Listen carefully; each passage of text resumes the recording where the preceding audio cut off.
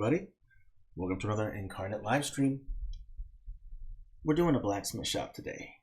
I'm excited for this one. Watercolor Battlemap style, a underappreciated style, but really great to use, especially if you know how to use it. Welcome everybody. Philip will be modding this stream today. Again, we're going to be showing you how to make a blacksmith shop with the Watercolor Battlemap style. Hey King Clown, what's up? Welcome. Glad that you are here. And to everyone else who will be joining us, welcome all. Again, blacksmith shop. Let people filter in, and then we'll get started. I don't really have a whole lot of announcements, but I do have just one thing I want to mention, because someone the other day ago asked me about what is the proper aspect ratio to use for your map, and that depends on the map that you're making. And I really enjoyed that person's question so much that I think I'll address it here real quick. Good morning or good afternoon and good evening to everybody. By the way, it's Monday, the beginning of the week, but hey, at least we get to share it with each other, right? So I'm excited for this. So when it comes to aspect ratios, you create a new map and you're going to pick your style first. We're going to be using watercolor battle maps. I'm going to choose the style, and then up comes your scene settings in step 2. And you know, when it comes to what aspect ratio to use, it depends on what you're doing and what you plan to do with the map. So if you're planning on printing the map, then you're probably going to want to stick within the landscape and portrait aspect ratios, at least those two options, because those are fitted for A4 printer paper. With the landscape, you just need to rotate it 90 degrees and it will be the same as a portrait, okay? So there's that, all right?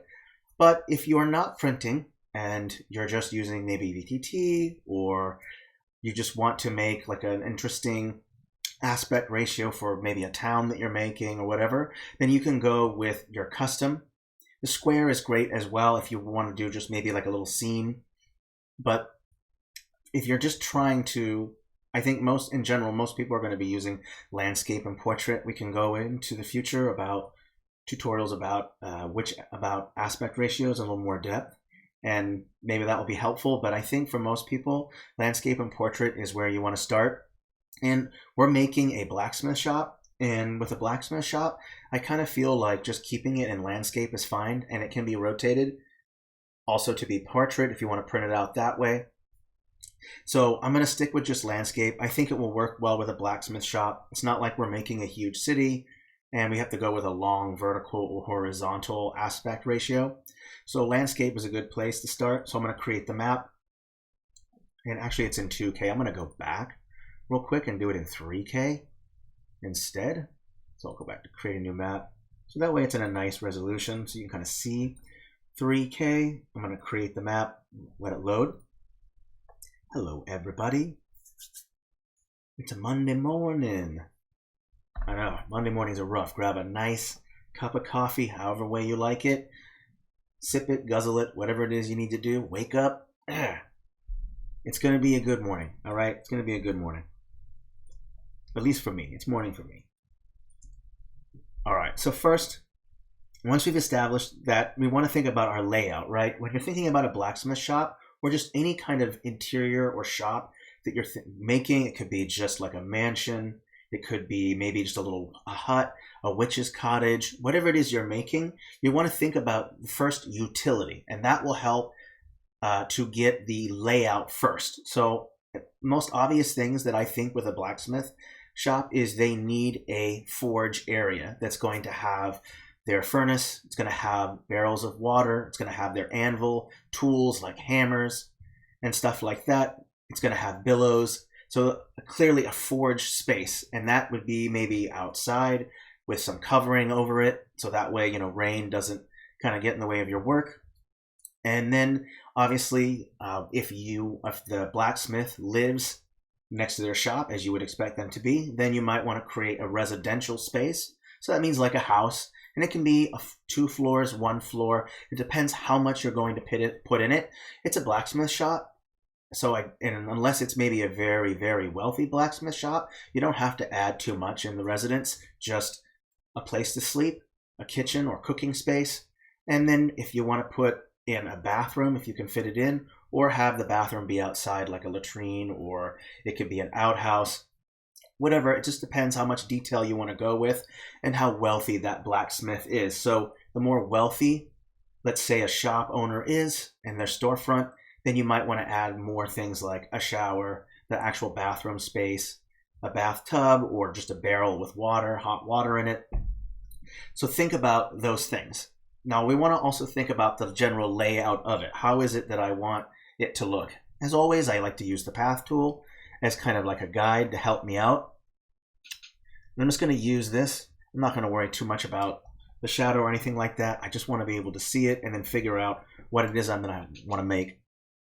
First, I want to establish maybe like a residence. And you don't have to worry about like the general whole shape of the building first. You can just start with rooms and then kind of move the rooms around and then kind of figure out how you want the layout to be. And we'll talk about the flow of traffic, and that will help you to decide where you're going to put your doors and then where you'll put all the stuff inside your interior so that there's a clear space walking from one door or staircase going up or down to the next level. And that way it's all very clear what everything is. So I'll make the first space. Let's just say that this is going to be the house, and then we could attach the furnace to the side of the house. So let's say we want to do it like this. So this space right here on the right that we just put in is going to be the furnace space. And on the left, that will be our resident space. Now, one thing I like to do whenever I'm doing interiors is first, I like to make my whole background black. This way I have no artifacts that kind of distract me and it's easier to work with. So I cover the whole background with this rectangle shape. Make sure it's set to BG layer. Just press that 2 key. You're going to press enter and the whole background will become black. Once you've established that and we have somewhat of a layout, we can figure out where we kind of want rooms to be, access to each room, if there's going to be a second floor or not. And with doors, I just make 2 little slight lines like this and say this is the access to the furnace. And if I want, and depending on where the furnace is, I could push this over here and then put the furnace in the back side against this wall, the right wall or the top wall where that forge is. And if I'm going to do that, then from there I can figure out where my rooms are on the inside. I could say like there's a living space. There's a living space right here. You can put 2 rooms there if you want, and then you can put like another room, a large space here, or make it a living room and just say there's 1 room and this is like the living space, the rest of it. So it just depends on how you want to go about it. But giving you a general idea of how many rooms you have is a good idea. It helps you to kind of visualize first before constructing, because if you start just putting down walls and stuff, you're going to get kind of confused without some kind of direction. So always give yourself some form of direction by giving you a general idea, a visual reference to work with first. And this is not the overall, this is not going to be the final layout. This is totally subject to change, as you would expect, because you know, things are going to change. You're going to discover things, and that's okay. Change is all right. But when you start working with nothing, it's really hard to find a place to start. So we'll give that first.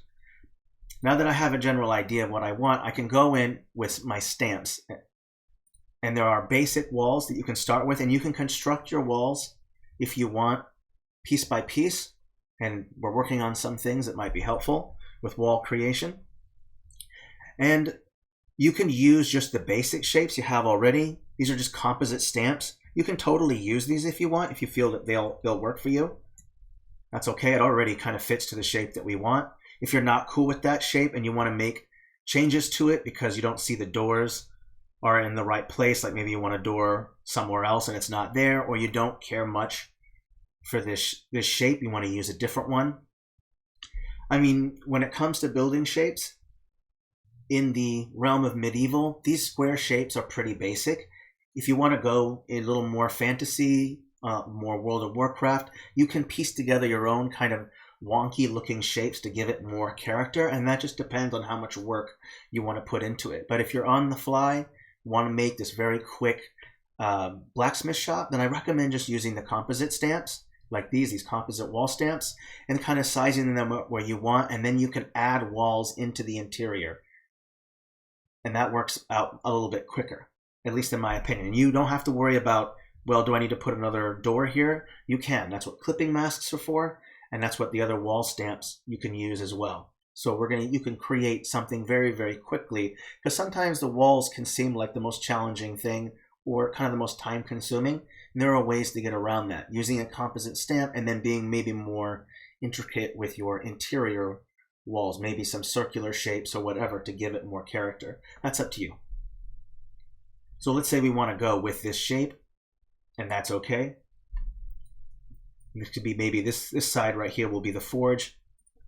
And I'm going to go ahead and delete these paths so I have the basic shape that I want. Oopsie, I just deleted that. Don't want to do that. If people have any questions so far, feel free to ask. Oh, definitely using watercolor Battlemap style. But you know what? The principles in watercolor in either one of the styles is exactly the same. So it just depends on the style that you're going for. Fantasy battle maps, again, these principles work exactly the same. I do this exact same thing if I was making this in fantasy battle maps. So if you want to follow along in a different battle map style, be my guest. You don't have to use watercolor. That's personal preference on style. I like watercolor. I think it's great, so I'm going to use it. So I have this first shape right here, and one thing is you want to establish where you want it on the map. Now, you want to think, okay, if you're going to use a grid, if you intend to use like a grid either from our grid or a grid from a VTT, I recommend keeping your shapes like pretty flush at 90-degree angles, not to go too far outside of that, because applying a grid can be somewhat difficult to some of these different angles. And that's up to you. But personally, if you want the grid to be more, to work better, then you probably want to leave it like this. But it's up to you personally, and if you don't mind, if your VTT or whatever has a way to rotate the grid, it's up to you. But I think for most users, they'll want to stick with this instead of going too far out. Once you've established where you want it on the map, you can lock it. You don't need to worry about moving it around anymore. And so that way it's nice and locked, and you won't accidentally select it, because the bounding box for this thing, the selection box, is quite large. So you'll probably accidentally selecting it while trying to select other stuff. So locking it will keep it locked and you won't accidentally select it. From here, I like to fill in the interior with the add mode of the mask tool. And then this way I can paint it separately from the exterior if I want to have a separate painting on the outside. Sometimes you can just stick with straight black. The only time that I include the exterior of an interior shop map or a building or whatever is when, let's say, the players interact with the outside. So if there's a chase scene going through the garden and the combat goes from outside or inside to outside, and it goes into the garden space, and you're interacting now with shrubbery and stuff, makes it more interacting, whatnot, that's okay. Then add that in. So if you want to do exterior, make sure that it has some kind of utility. You know, if it just looks nice, that's okay too. But I like to give some utility first. I apply the fantasy part after I've applied the utility part. That's just the way I do it. You don't have to do it that way. But utility, then fantasy, and that's all about changing the style and adding in some interesting light sources and changing things up. Welcome, Dodo. And so that's generally how I approach whether I want to paint an exterior or not, or if I want to put something out there like gardens, whatever. But we'll stick with the interior for now. So from here, I'm just going to use the shape tool with the add mode of the mask tool and just fill in this. So you just go with the add or press enter, and then I'm going to reshape and bring it back, bring it down. Just make sure it's big enough, and then press enter again, and now it's filled. Now if you don't like that color, obviously you're going to change it, and we can get to that. I'm first going to go to advanced settings while in the mask tool, and I'm probably just going to turn off all the mask effects for now, It just depends, because you can use the mask effects to your advantage to do some of your shadow work. So I'm going to remove the outer shadow, outline, and probably the stroke. That's that line at the end. It's not necessary, but the inner shadows can be used to kind of create maybe some shadows from the walls. So I'll increase my blur quite a bit, and I'll increase the black. I'll go 100% all the way and just see how it looks at first.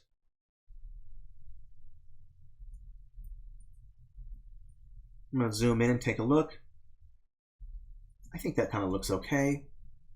Let's bring out the distance a bit more.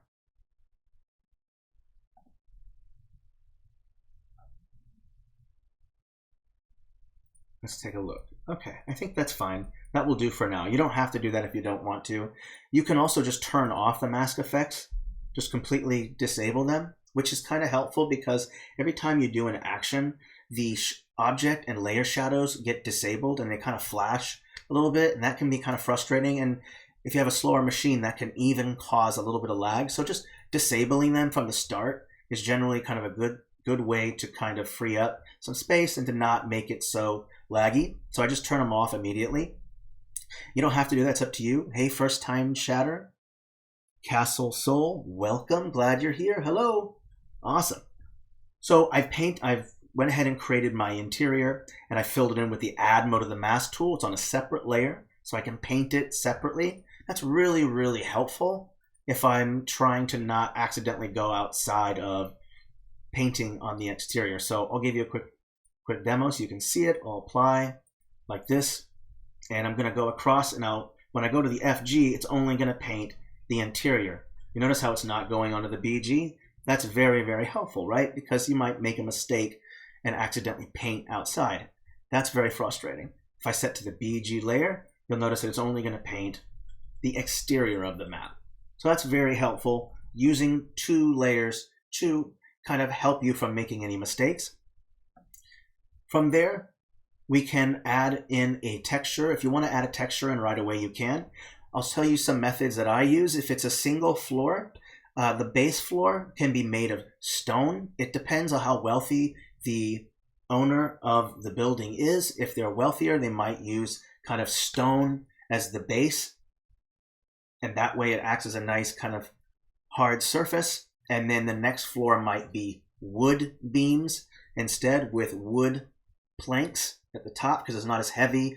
It's not going to collapse because it's got stone floor. So your base floor can be made of stone. You could use dirt. That's just fine, or hardened clay. That also works for, let's say, lower caste or a poorer person. They would have like a dirt floor. Or you could, it's a blacksmith, and generally with a blacksmith, you're probably going to want to go with a stone floor because, hey, guess what? You don't want all these embers floating around to catch your floor on fire and yourself, because being on fire isn't nice. It's not enjoyable, so I don't recommend it. So let's not do that, right? So for the whole base floor, I'll just stick a stone texture. Now, when you're picking your base, when you're picking your texture, I also like to think about my walls, okay? And you want to think about contrast. If your walls are going to be light, then maybe consider using a darker ground texture to make your walls pop out more. That means less shading for you. Now, if your walls and your ground texture are around the same shade or color, then you're going to notice that they'll kind of blend together and there won't be a difference between your wall and your floor. Okay, so outside of shading, using contrast can really, really help you to kind of make things pop out. So now that I have this light stone, if you want that stone to be darker, you can change it to be darker, but I'm going to go with a darker floor texture, I think, and make the walls lighter. But you could reverse that if you wanted to. So I'll pick my brush option with the B key, go to texture. I'm going to open up the catalog with the F key or click that thumbnail. I'm going to turn off my custom assets here. And there are a couple options. You can pick a floor that has artifacts in it, like maybe some stone textures in it. These alpha textures might work. Or you can just go with maybe like a flat stone color without any kind of artifacts or texture in it. And that's up to you. So if your walls already have a ton of artifacts and a lot of line work already in it, then it might not be necessary to have a floor texture that also has a lot of intricate line work, because then it will mesh with your wall. So maybe picking a flatter color would work, or texture might work a little better than having a stone texture. Let's just quickly demo that and I'll show you. So if I wanted to apply this kind of darker texture, make sure it's set to the FG, that's that one key. I'm also going to turn off my softness because I just want it to be flat. I'm going to apply it right away. So here we are with, there's a lot of texture and a lot of line work in the walls and very little black line work within the floor. Now, if you don't want your floor to be like that solid kind of concrete look, you actually want to show some cobble on the floor, that's perfectly fine. If you're going to use an alpha, then I recommend that you put a flat or flatter texture first and not like a green one, because if you're using an alpha texture, it's going to look weird if there's a grass texture and then stones on top of grass. Maybe that's fitting in a garden, but that's not very fitting in a blacksmith shop. So if you are going to use an alpha stone texture, put down first one other texture first, so that way it's not, you know, green against stone. Again, not a garden. Let's apply a couple textures just to see what it looks like. Do we want it to look kind of cobbled and disoriented, kind of large stones against with little tiny ones in between, like kind of mosaic in a way? Or do we want to go with maybe very small little tiny stones? It's really up to you. I'm going to apply this one just to kind of show what I mean about the line work clashing. So I'll apply this one real quick. You can kind of take a look. Right away, you kind of notice that without the black line work from the lines in the walls, you'll kind of notice that it kind of meshes in a way. It's kind of still hard to, without the direct lines, it's hard to see it. So there's a couple methods. I like this stone and I think it works okay. I'm going to undo it real quick. And what I might do is go to advanced settings. In advanced settings, you have your HSB settings. And those are really great if you want to change a texture to suit more to your advantage. I'm going to drop the brightness down just a hair to make them a little bit darker.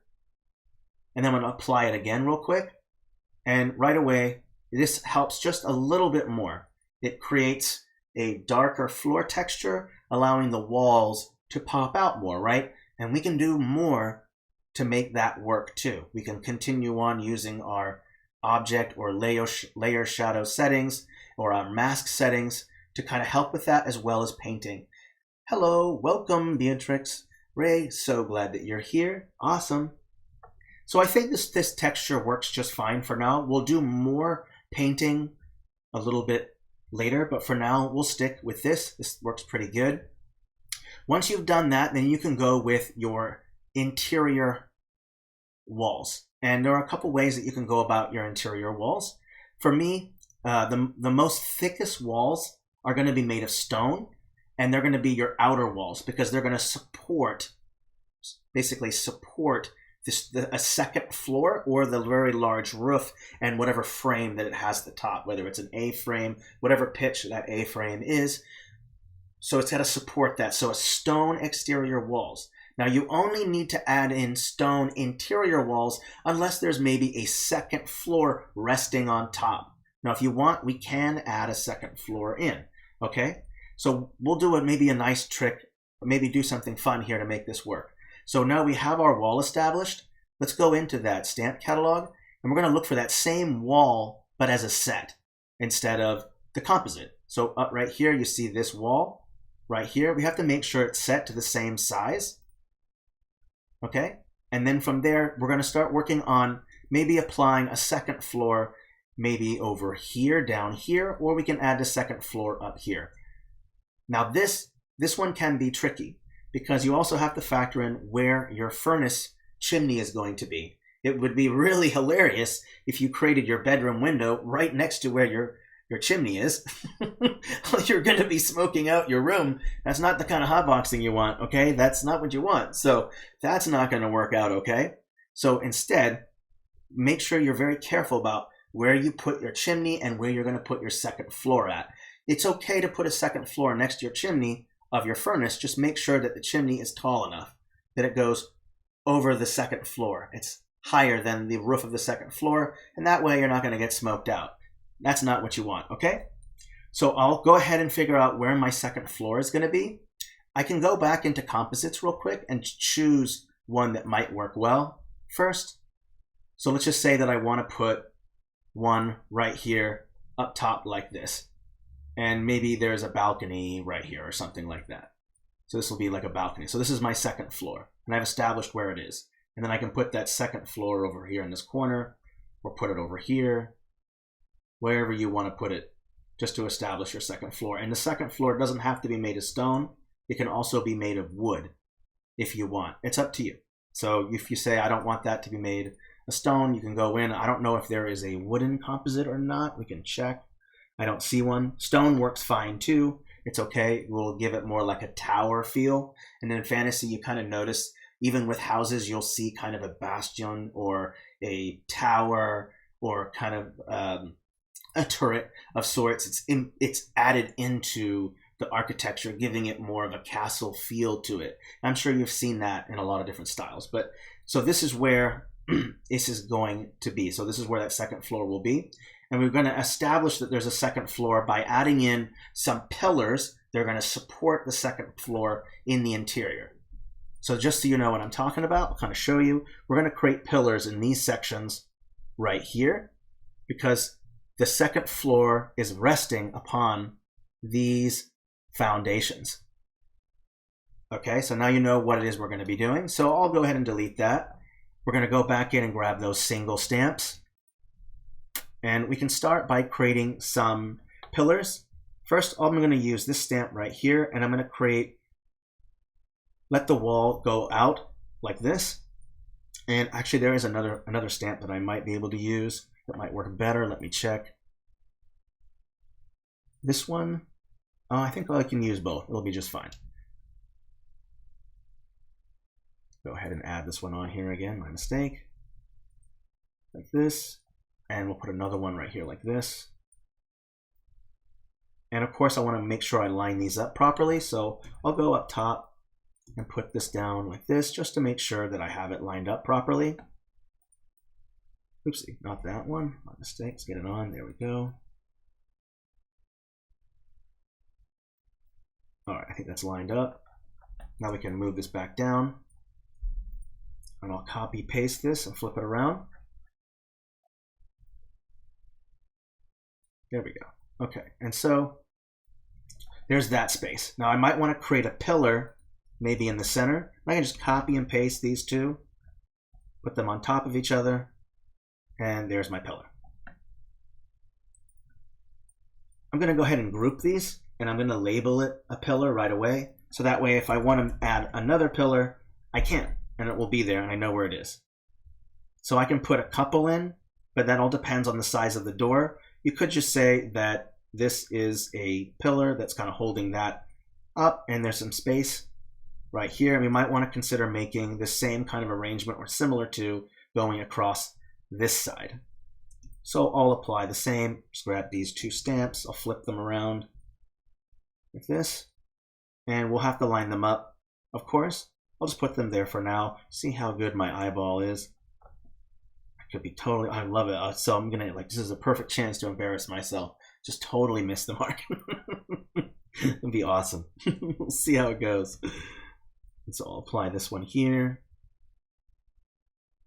Okay. And so now you have the supports for that second floor. Let's put that on top. Oh, you know, I missed a little bit. So I'll go down a little, down with this one. Okay, let's take a look. All right, I think that's okay. All right, we'll put this down right here. I mean, might even want to consider resizing the map just a hair, because this looks kind of awkward right here. Maybe we want to move it over a little bit and change things around, and that's okay. So again, we're just sticking with creating our supports for our second floor, and I think that's been established and we're all right. We could go in here, copy paste, and put another one here if you want, or if you want you can put them up close like this with a little bit of spacing in between. It's up to you how you want to go about it. I'm just going to do the same and just kind of put it this way like this, and that even looks a little off. Let me see. This has to go down a little bit more. Let's make sure I got it lined up right. Even this isn't lined up right. Well, we'll go back and go up. Make sure that it's all lined up. There we go. Okay. So now we have that first floor set up, stone as you would expect it to be, and that layer is done. I'm going to save them at 90 changes, and we're going to call it just Blacksmith or Smithy for now. And we'll get more to a story, because I do actually have a story for this map, and I'd love to share it with you. And basically, a blacksmith loses his wife, and he's not very profitable. He just makes just enough to get by, and he's still kind of mourning the death of his wife, and he makes a pact. He ends up meeting a demon and makes a pact with a demon. And the demon says, I will help you to attain riches by helping to run your forge. And I will act as the flame in your forge, and I will make the most powerful, most mystical, best armor and weapons that you can possibly forge. And he names his forge Hellfire Forge for that particular reason. Now, no one knows about the pact that the blacksmith made with the demon. Of course, no one knows about it except for himself. And so that's really the secret to why this person has the best armor and the best equipment that you could possibly get.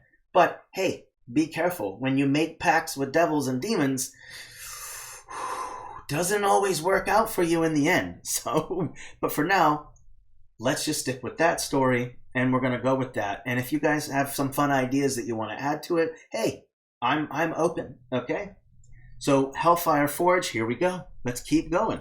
So we're going to, again, the forge is going to be right here, and I'm going to establish some rooms right away. So I'm going to just say that this bottom floor, this is all the forge right here. This entire thing is the forge. This right here can be storefront. So I'll go ahead here and just type in storefront right here. And that upper floor is going to be the residence or bedroom slash, and we can add in like a kitchenette or something in there. Okay? We can figure it out. We can add more in there if we want, or just have half of this be storefront and then put another wall going across, and then more stuff can be in here. But since it is a blacksmith shop, we want to put, I think the majority of the focus needs to be on the forge space and the storefront, because that is what they are. So they don't really need, or this gentleman may have other houses, maybe they own some, shorefront property. Who knows? I mean, they make demon equipment, so I mean, they're probably pretty wealthy, but we'll stick with that for now. So storefront and the forge right here, and here's the bedroom. Once you've kind of established that, then we can go with further interior walls. I think 3 rooms just works just fine. Here, this room's kind of connected, the storefront's connected. So if you want, obviously your patrons can go back into the forge if they want, if you allow them, and they can talk to you or whatever. Obviously, with this guy, maybe he wants to keep his forge low key, and he doesn't want patrons to be, checking out the demon that's hanging out in his furnace, right? Hey, what's going on here, right? So it's up to you how you want to go about it. So we'll put storefront in the front, and we're going to add a door. We're going to add a door in the front. We'll use clipping masks for that, by the way. So there will be storefront. Then we'll have a shop and then an exterior part of the shop. Okay, so this is the interior. This is going to be outside. This part right here is going to be the outside. And that's what we're going to do. Okay, so is there a question? Wouldn't it make sense to have the storefront where the door is? Right, we'll change the door. Don't worry, we'll get to that. So we'll go to clipping masks. Of course, absolutely. But there can be more than one door. One can have private access. There can be a locked gate going to the forge, directly to the forge. And that's just for the blacksmith, the owner themselves. So you can put that in if you wanted. But you're right. Let's put in a door that goes to the storefront. I absolutely agree, 100%. So we'll grab a clipping masks. They're at the bottom. And I'm going to line it up to where it's roughly the same size as this one. So I can just look at the clip mask and say, okay, That's about the right size. And I can decide where I want my storefront to be. Now, if you want the storefront to be in the very, very front, you can put the door directly in the center. If you want to make it a bit different, you can put the door on the side. If you want this to be an exclusive private entrance, you can put some fencing around here and extend it out. And then that way their person they can't just go right to this door and then peek in. There's maybe fencing. It's not an iron gate. Maybe it's a wooden door. So there are various ways to go about it, and we'll show you how to do that. So let's stick with an entrance, and instead of making it completely symmetrical, and by putting it directly in the front, I'll actually put this, or directly in the center. I'm actually going to move the door off to the side a little bit, and actually it's already kind of like that. So yeah, let's move it to the side, and that's one entrance that goes in. And of course, we're going to want to go in and change up. And get these single ones, because you'll notice that the doors, there is no line work at the end. And so we're going to apply these end pieces like this, so that way the door is popping out, of course, and we'll move the clipping mask to where we want it to be, which will be right there just fine. There we go. So there is an absolute entrance into the storefront, of course, and maybe a private entrance for the blacksmith themselves, and for anyone else who maybe he's divulged his secret to. At least he's kept them alive for this long. Right? So who knows? It just depends on the story. Hey, Brian, so glad you're here. Welcome. Oh, I love that. Love that. Astronaut, NASA. Woo! Hello, dragons, dreams, and squirrels. Glad you're here. Awesome. Okay. So we've created the front entrance, and we've established the side entrance that goes into, that is just for the owner themselves to go into their forge here. And this is the outside, and this is the inside. And if you're confused, or maybe you want to try to understand how to make it different, like how is it that I portray that this is separate from this, you could make these stones right here darker. And we can totally go about doing that. And I'll show you a quick trick just to show the difference. So you're trying to determine that because you would expect some more weathering on stone outside. This right here only has a slight roof to it. So you could say the roof extends out maybe just a little bit, and maybe there's wood on top of that. You could go with that. Or you could change the color of the stone or the darkness of the stone. And so I'll do that. I'll change the darkness of the stone just to show that it's slightly separate or different from that. So this shows it's kind of outside. So we'll go in and we'll change it, the brightness just a hair, not too much, just enough so it's a noticeable difference. It has to be dark enough that there is a difference between the walls. Okay, so I'll add that in. I'm just going to copy and paste and put these everywhere that I can for now, and then I'll add in the other pieces. And that way we can at least define the outside workshop that is covered, of course, but we want to make the stone a little bit different, and that will help. So we'll go with that into the set. I think there are some corner pieces. We'll add those in, of course.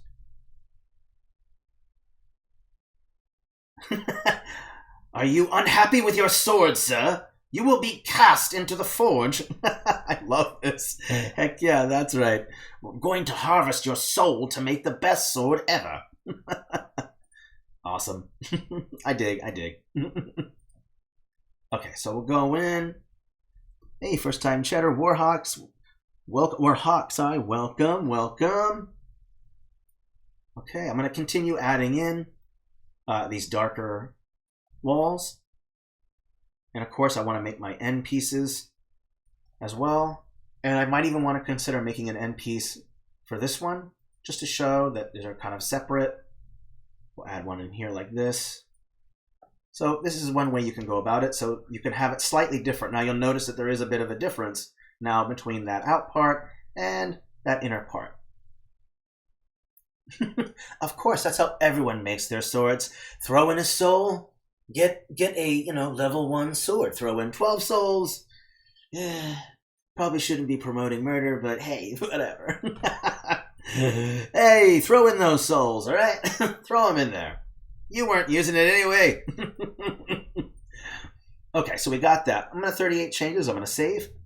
And I kind of hope that you can kind of see that there is a difference between that furnace section and kind of the storefront slash storage area where you might have ingots for turning into using your ingots to make your whatever it is you're forging. Let's say that you have more equipment, more tools, barrels of equipment, stuff like that, and you don't want that equipment getting in the way of your actual forge space where you're hammering out, tempering, doing whatever it is that you're doing in your forge space. So that way your materials are dry, well protected from any kind of elements, and they're in this left side of that upper part. That's where the materials are. And of course your storefront, where you can put all your wares to put on display. And we also want to, we'll also think about where the front desk will be, if there is a desk, and have visibility so that no one can run off with it. You have a door right there, and maybe you want to put a desk or whatever over here somewhere, so that way you can eyeball the front door and make sure that no one who's trying to patron your store is going to try to hawk anything. Oh yeah, interesting. Oh yeah, read that. Awesome.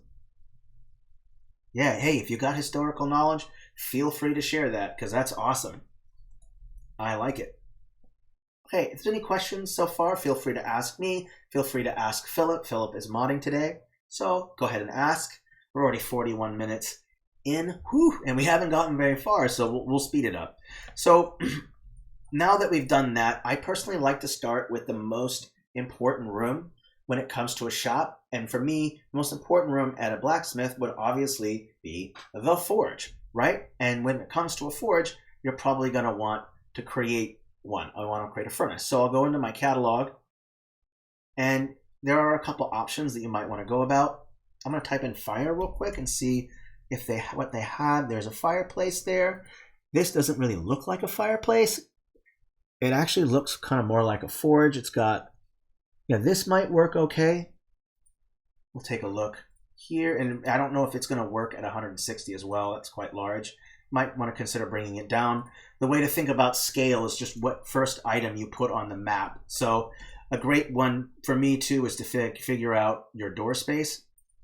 So if this is how wide your door space is, then you can kind of start figuring things out about, you know, how big a person is, and then where to scale everything else. Generally, your first stamp you put down is where your scale is going to be. But when I'm making an interior like this, I like to use the door as my guide for a scale. So obviously, if a furnace is like this big, this massive thing, then it's twice as wide, if not a little bit more, a little bit over twice as wide or twice as big as the doorway. So you can start factoring in your scale once you start scaling things up against a doorway. You can put a door in those spaces as well, and we'll get to that. But for now, we'll start with just putting down a furnace. And I think we can bring it up a little bit to about this size. 130 is just fine. We have these ones at 160, but I'm using these large, thick walls on purpose because there is a second floor, and obviously it's kind of be a sturdy foundation for this kind of structure. And you can boost it up. Just kind of factor in, again, use that door. I can put in the furnace whichever direction I want. I kind of feel like putting the furnace facing this way is helpful, because this way you can see the furnace from these openings in the wall right here. This way you can kind of see the furnace and what you're doing. That way you have a clear view. You can be standing right here working at a bench, standing over here grabbing some equipment, peer around the corner, and you can see the furnace. And that way it's always kind of attended when it's lit and in use, and that way it's safer. So you always have a clear shot of that furnace. So I'll decide where I first want to put it. I can put it up against a wall, or you can put it in the complete center if you want. I'm going to put it up against a wall to spare room. But if your room is large enough, you could just put it in the center, and that way you have clear walking room all the way around the furnace.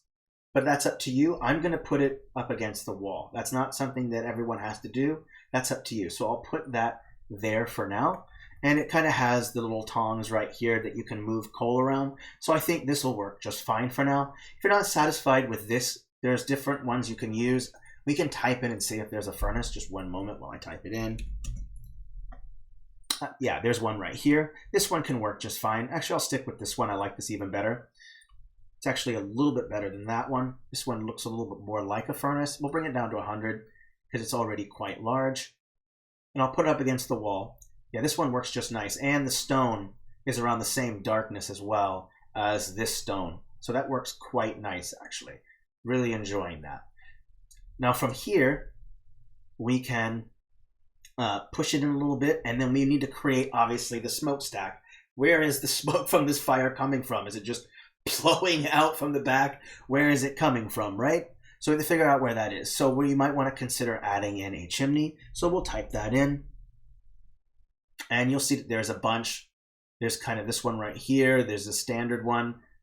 And there's this one. I personally kind of like this one right here. It kind of already lines a wall quite well. And I'm going to size it up to be around this size. Now it's going to be the line work is already quite thick. So if you don't like that, that's okay. You can change it up. And I might even want to consider dropping the brightness down to match in that stone. And you can change things up as well by adding in more stone so this whole thing fits around. But I think this works okay. I just need to change the darkness just to make it, because it looks weird that you have this dark stone against this wall and it's really bright right here. So I'll bring the brightness down just a hair. Okay.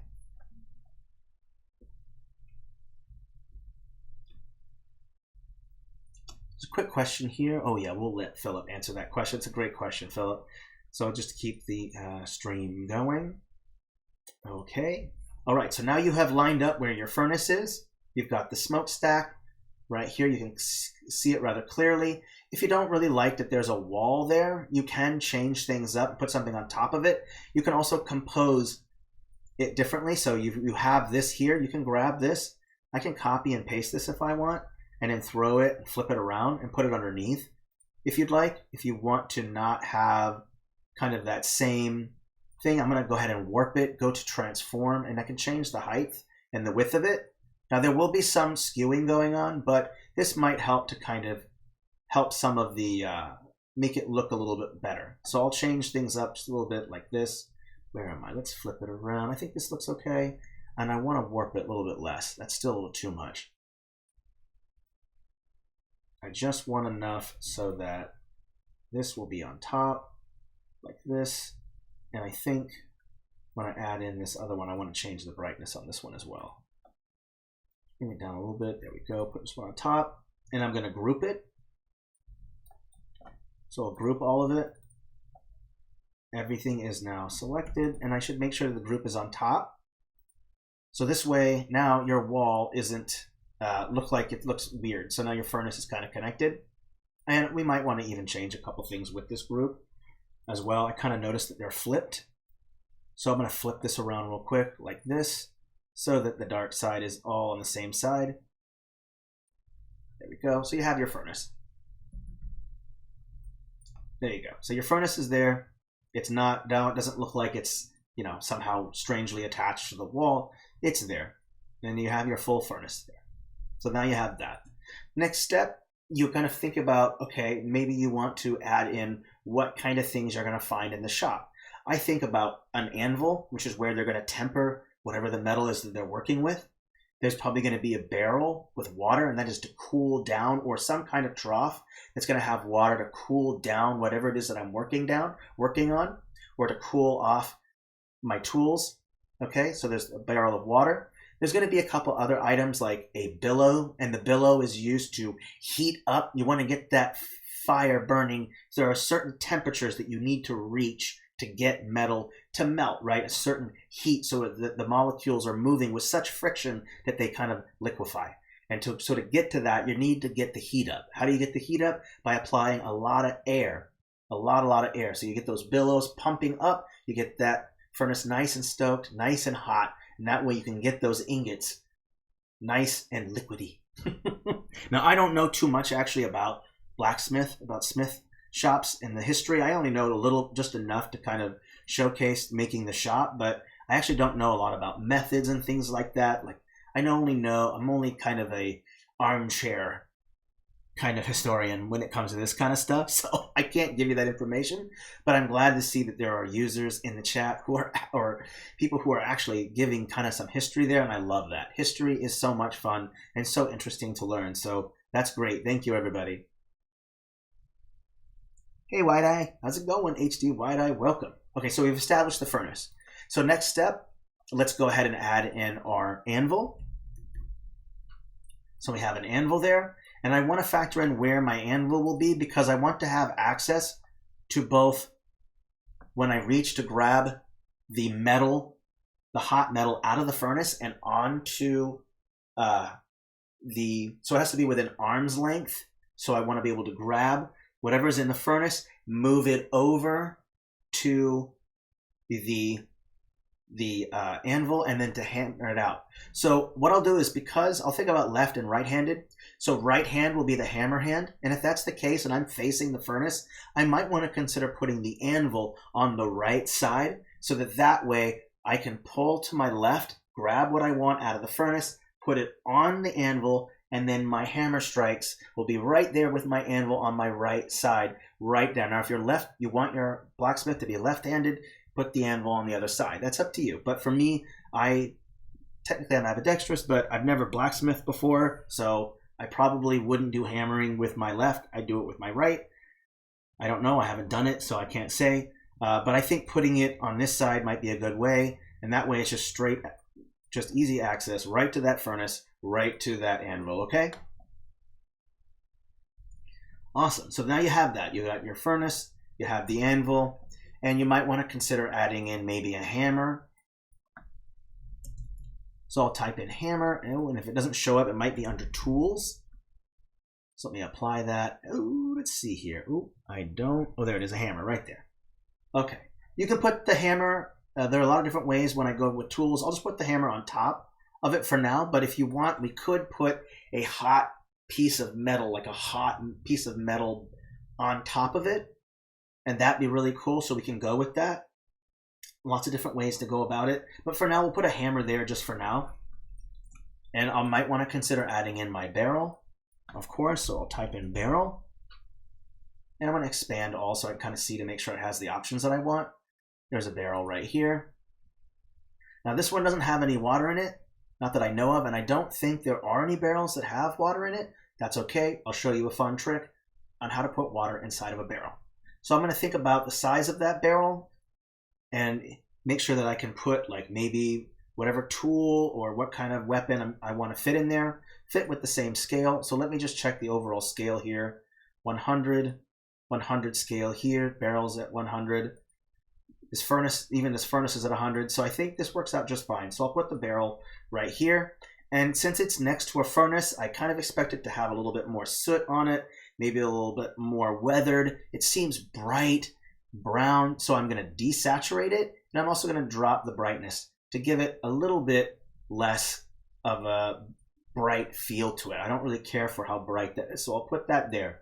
So let's say that I'm going to put it maybe right here because I want to be able to turn around and dip whatever I want. So if I'm grabbing something and I want to dip it right away, I could put it right here. So when I go to grab the tong, I can move it right next to there. You can move the barrel of water right next to the anvil. It's up to you on the arrangement. If anyone here knows an official layout for it, let me know. But I think either space works just fine. I actually don't know the process of how often you put it in the water to cool it down and how often you put it onto the thing. So I don't know the direct proximity. If anyone knows, feel free to tell me. But when I do it, I usually like to put it next to the furnace or close to the anvil. I think this being close to each other works just fine. So we'll put that there, and don't worry, we'll put water in that as well. So we'll get to that. I'm going to go with the path tool to do that. Now there are other ways. You can use another stamp if you want as well, but I'm going to go with just using the path tool for now. And always with the path tool, I like to put one down first. That way I kind of see, when I'm editing it, I can see it live, not just in that preview or at the top, but right here on the map, which is great because then it can interact with the map, and that's a little bit better.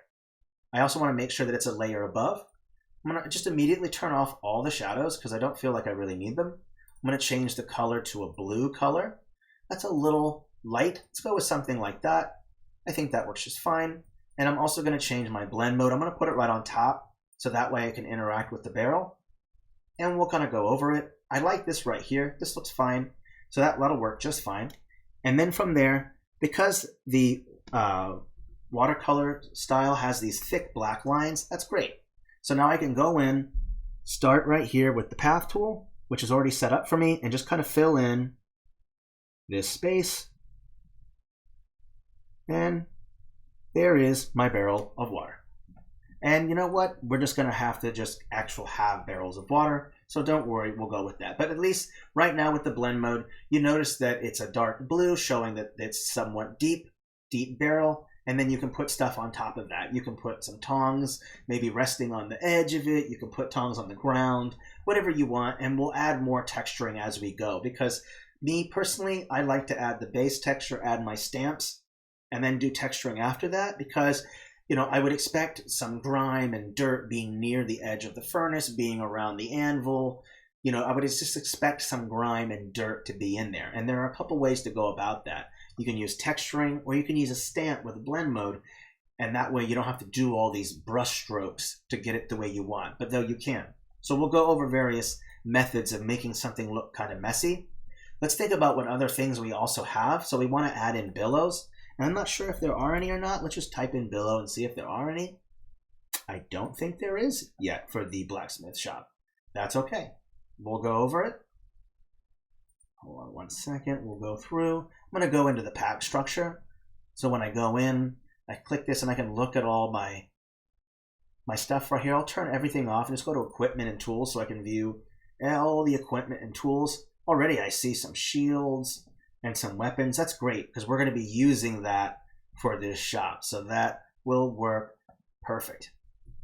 So there's that one. Let's check dungeon. See if there's anything inside there that I might need to use. No, not really. So there's some clothing here. That'll be useful. That's fine. Okay. Well, I don't see a billows, and I'll be sure to put that into a request on our Discord server. If you haven't joined the Discord server, you absolutely should, because heck yeah, everyone there is super awesome, and you will love them. Love them now. Love them now. Just kidding. But it's fun. Oh, bellow. Oh, thank you. Did I say billow? That's what clouds do. I'm sorry. Thanks for catching that, by the way. Appreciate that. I don't mind getting corrected. I mean, how dare you? No, thank you. Thank you for the correction. I appreciate it.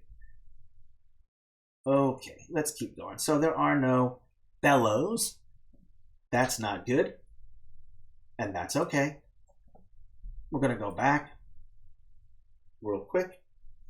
We're going to look at our space, and we're going to continue adding in some things.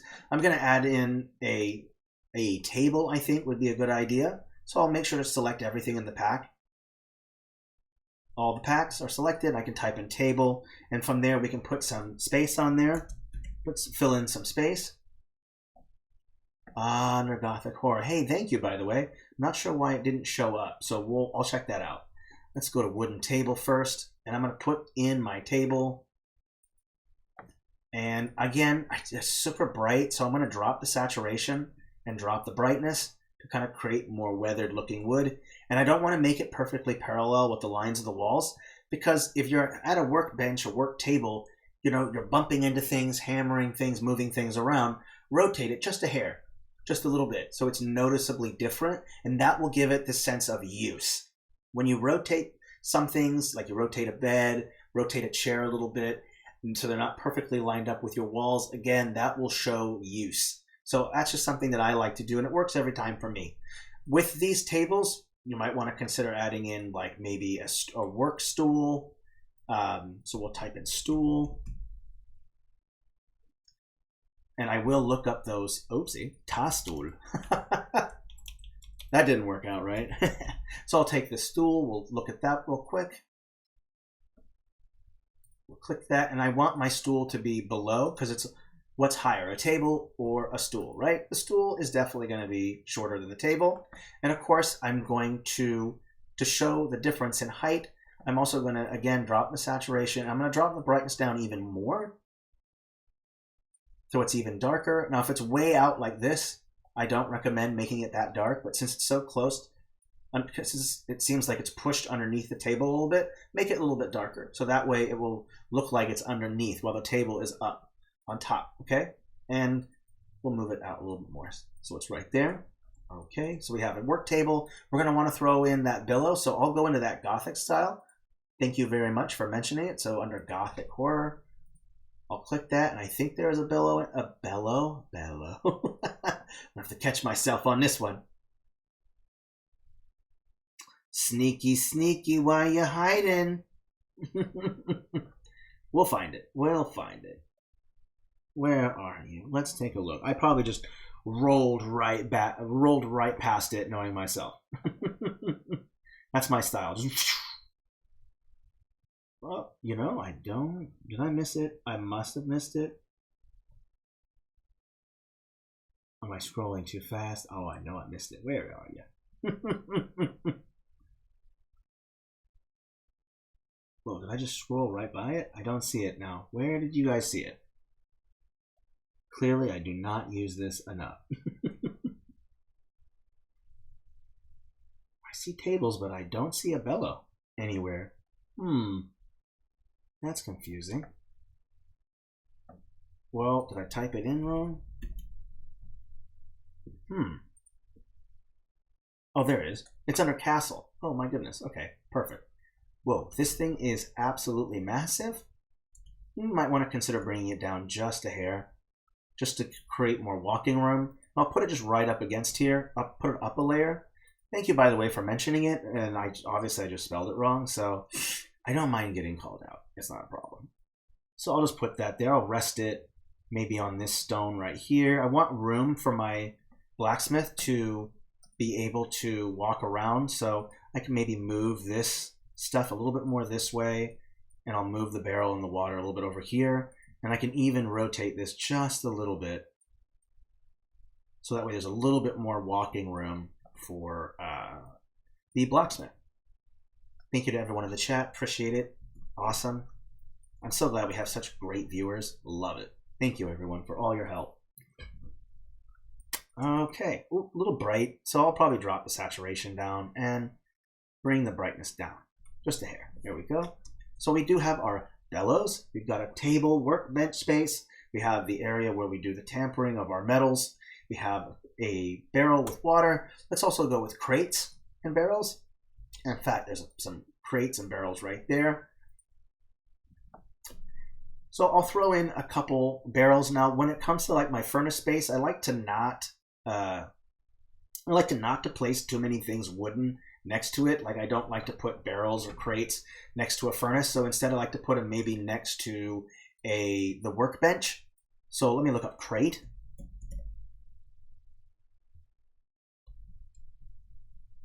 All right, okay. I'm gonna use these nice crates right here. This looks nice.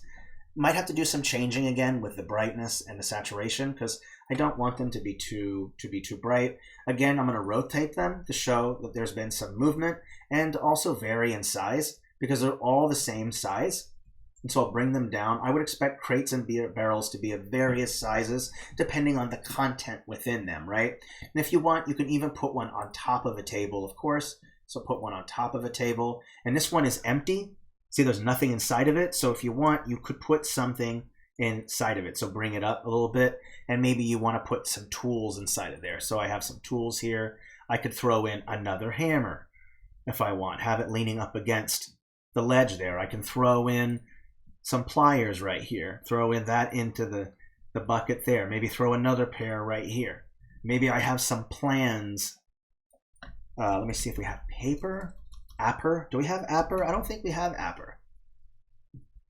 But we'll see if we got some paper here. Perfect. So we can maybe throw down some sheets of paper here for some plans that maybe this person has for what they're working on. That works just fine. The more hammers, the better. That's right. It's hammer time. Okay. Oh, and those hammers are actually quite smaller. See, these ones are a bit smaller. Boost them up to 100 because these ones right here, this one's at 100, so I did a scale problem there. Naughty, naughty. There are different size pliers and different size hammers as well, too. I forgot about that. So one can be small, one can be big. It's okay. There are varying sizes with tools, so it's all right. It's hammer time. Okay.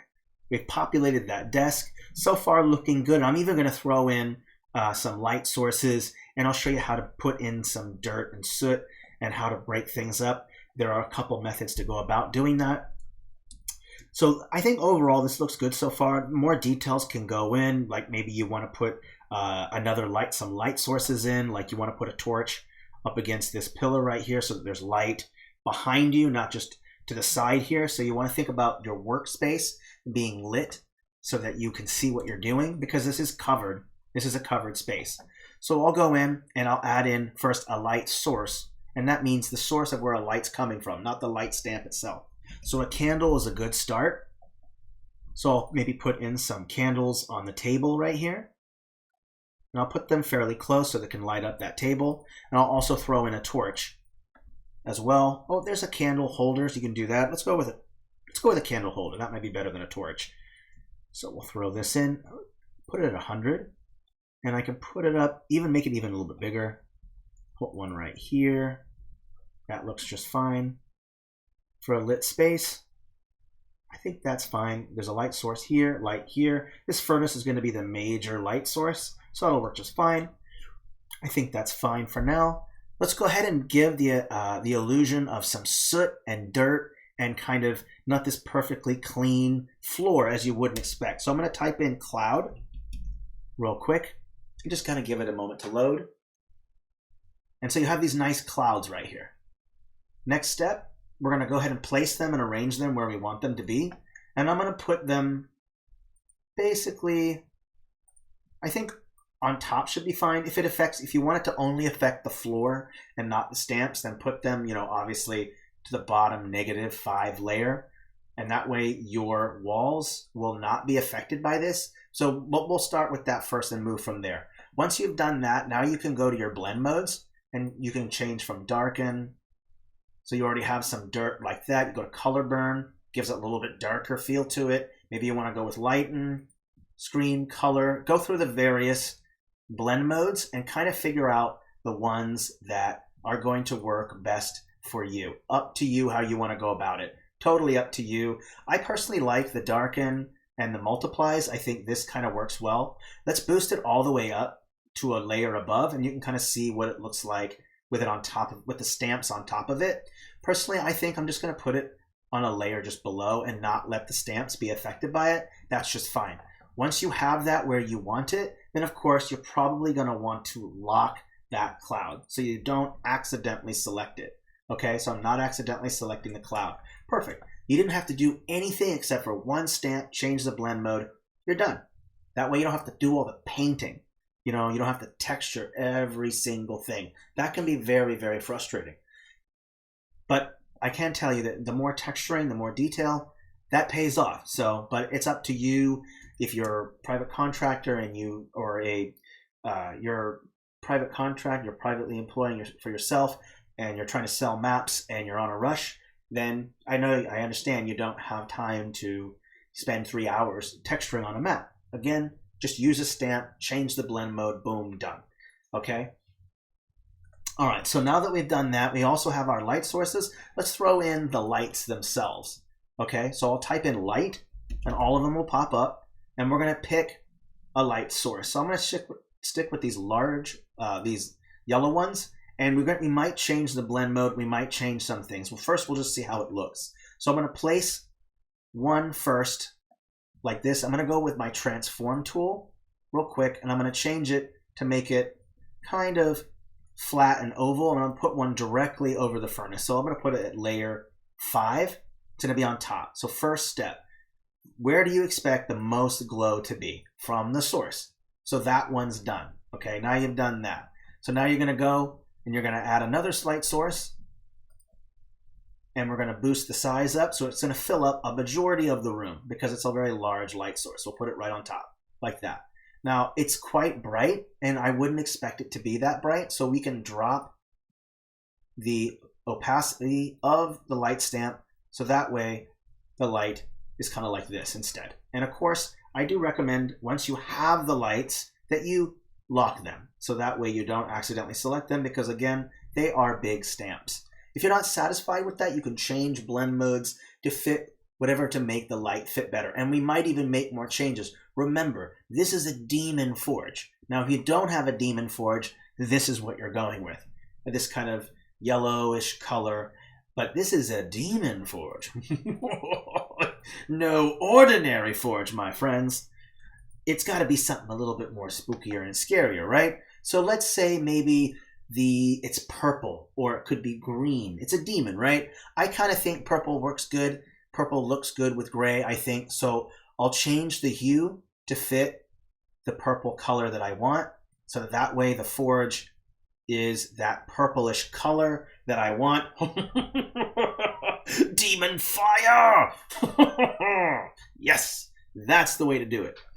Okay, so you got your demon fire here, and I'm going to just say that all the fire in the furnace and in that room, that area, is controlled by the demon themselves, because they are kind of a spirit of fire, and so wherever there's going to be fire, I'm going to put the light sources, put the lights on top of those sources, just to kind of show that, hey, this is everything that they control. They can control all the various fire that's going on. It's all controlled by the demon. And the pack, and we can go into more detail about the pack with the demon. Like, we don't know what the downside is. We only know about the pros of the deal. He's a wealthy individual. But hey, man, wealth comes with consequences, yo. Okay, so be careful. All right, so now we've got that a more interesting feel to our forge. It's a bit more purplish, pinkish. You can change the color too if you want. I can just select all of them. If you prefer a green color, there's all these different ones. I'm going to select everything from the set, and you can just change that hue slider. You want to make it orange. You want to make it that yellowish color. You want to make it green. You want to make it kind of a bluish color. I mean, blue is like one of the hottest, besides I think white. I think blue is a representation of very, very hot. So you could go with blue. Or if you just want it to be ethereal or out of this world or feel unnatural, then you can go with a really rando color. Purple, obviously there's not much flames that I know that are purple. They seem kind of blue when they're very hot, or white. Yes, maybe someone should read the note on the table. Absolutely. Okay, so we've done that. Again, I want to lock all my light sources. And again, I also want to put them on layer +5. For a reason, because I want my light sources to react or interact with all the stamps around it. So you'll notice that the orange glow is a little bit on the table here. It shows up on the barrel. It shows up a little bit on here. And of course, it's on top of this. So you want some of the glow of your light stamp to be affecting everything around it. If you put that big light stamp a layer negative, let's say the lowest layer, you'll notice that the other parts of the other stamps aren't affected by the light, and that looks kind of odd. So putting your light sources on the top layer is generally the best step, top 5. And of course, any kind of filter that you decide to use, make sure it's below layer 5, so that way they aren't going to affect your light sources. You want your light sources to be unhindered by whatever filter that you're using. So I think this room looks pretty good. We can add more in it. Let's just say that maybe he drags some of his more ruder patrons into it to feed their souls. So you could put in a body in there, or some blood, or a corpse or something. Lots of fun things. Oh, Belgor. Ever burning. Ooh, cool name. I like that. Very cool. I like that name. Belgor, the ever burning. Yes, I wish I had a deeper voice. I do that. Hold on a second. Belgor, the ever burning. Yes, I'll work on that. Okay, I'm not a basso. I'm sorry. I'm not a basso. I don't have that. I don't have the basso rumble. I wish I did. Okay, so we finished that. 104 changes. Let's go move on to our next room, the storage room. This one will go a bit quicker because all we're going to be doing is just throwing in materials, maybe more workbenches, more tools. As some of our fellow compatriots have said, hammer time, more hammers. Hammer for you, hammer for me, hammer for all your kids, hammer for your uncle, hammer for your cousin. Yeah, hammers all around. It's hammer time, okay? So we're getting to that. I'm excited about hammer time. So next room, we're going to go ahead and create a bunch of barrels, crates, tables, all the good stuff. So I'll throw in another workbench right in here, and maybe they want to be up against here on this side, or you can push it up against the back wall if you want. You could say maybe the back wall is where all the storage stuff is, and maybe put a longer table in here so that you can maybe put some of your other materials. So I want to make a long table. How is it that I would go about making a longer table? A couple methods. You could stretch it with the transform tool if you want. You want to make it longer, but you'll notice that there'll be a lot of skewing, and you'll see the line work is a bit thicker. So there are some other methods that you can go about doing it. Maybe you can put two together like this. You have those two, copy and paste. One more, switch over to blend mode lighten, and then place this right on top like that, just so that those two tables are, there's not so, you have a kind of a longer looking table here. And I'm going to rotate it just a bit too, so show that it's been moved, knocked around a little bit. You knock that table around.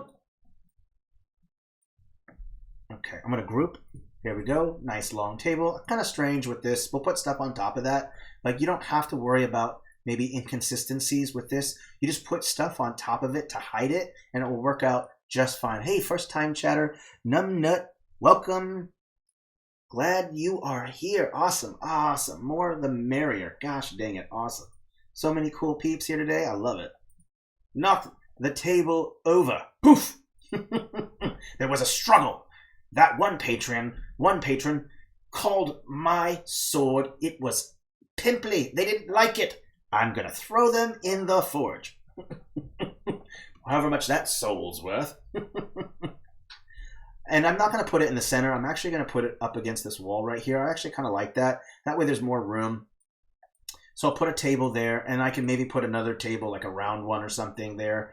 Let's put in a whole bunch of barrels and crates, and I'll show you some fun stuff that I like to do with barrels and crates. When it comes to barrels, the way that I like to stack them is I like to put down 3. You can do as many as you want, but I like to do 3, 2 at the bottom at the base and 1 on top. I like to have the 2 at the bottom be a little bit darker, and then place another one that's already at 100 brightness just right on top. And that way it uses a little bit of contrast to show the difference in height. So I'll bring the brightness down a little bit more. There it's a little bit more noticeable. And I'm going to rotate it just a hair so it's not perfectly up against the wall. Okay, move this a little bit more this way. And I think we can even put in a small table or some kind of crate in the center that maybe you put stuff on top of, or maybe a section of crates. And you can do that same method before. Oopsie, I did it within a group. My mistake. Don't do that. You could have maybe an island of crates in the center. So I'll put a couple of them together like this. And then I'll put one on the top. Let's use that same technique just so you know how to do it. So you have these 3 right here. I'll bring that brightness down, of course. And then I'll just take another one, bring the brightness up to 100, and just put another crate, and I'll get an open one so I can put something inside of it. It's a little bit brighter on the top. You want to make sure that it rests on top of those crates, and I can move things around as I see fit. If I want, I can put these barrels up along here. If I want, who knows what's in that? Use your imagination. So I'll put that there. So that now there's like an island in the center of tools, so they can just walk over, either grab the layout of stuff here or run over here to the crate, grab the materials, walk back into the forge area, and just watch out for the eerie purple glow. Don't go near that. Don't go near that unless you're the blacksmith, or maybe the blacksmith shouldn't be doing that either.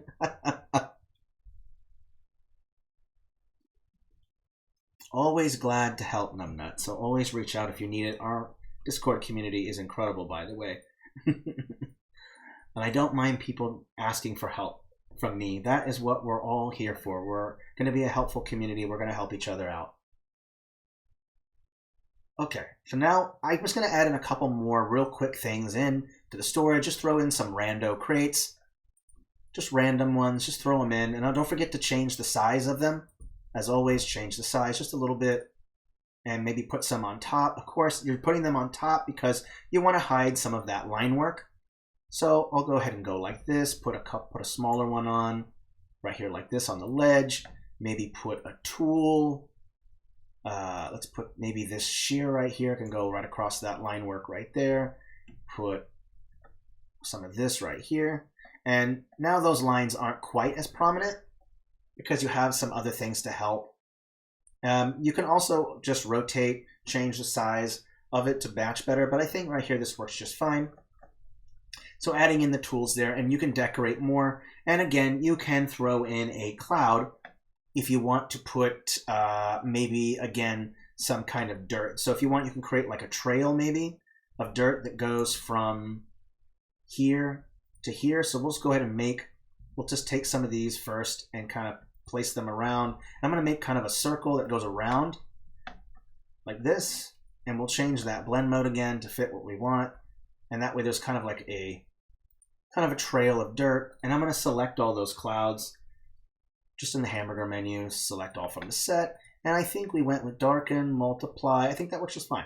We'll go with that. So as you would kind of expect, some dirt from walking back and forth, the soot, like what you could expect. All right, I think that looks okay. 67 changes, I'm going to save. I'm just going to have a real quick drink of water, so pardon the noise. Yeah, we're getting there. See, so much easier than trying to paint that whole thing, right? Throw down a couple stamps, change the blend mode. It's just so much easier.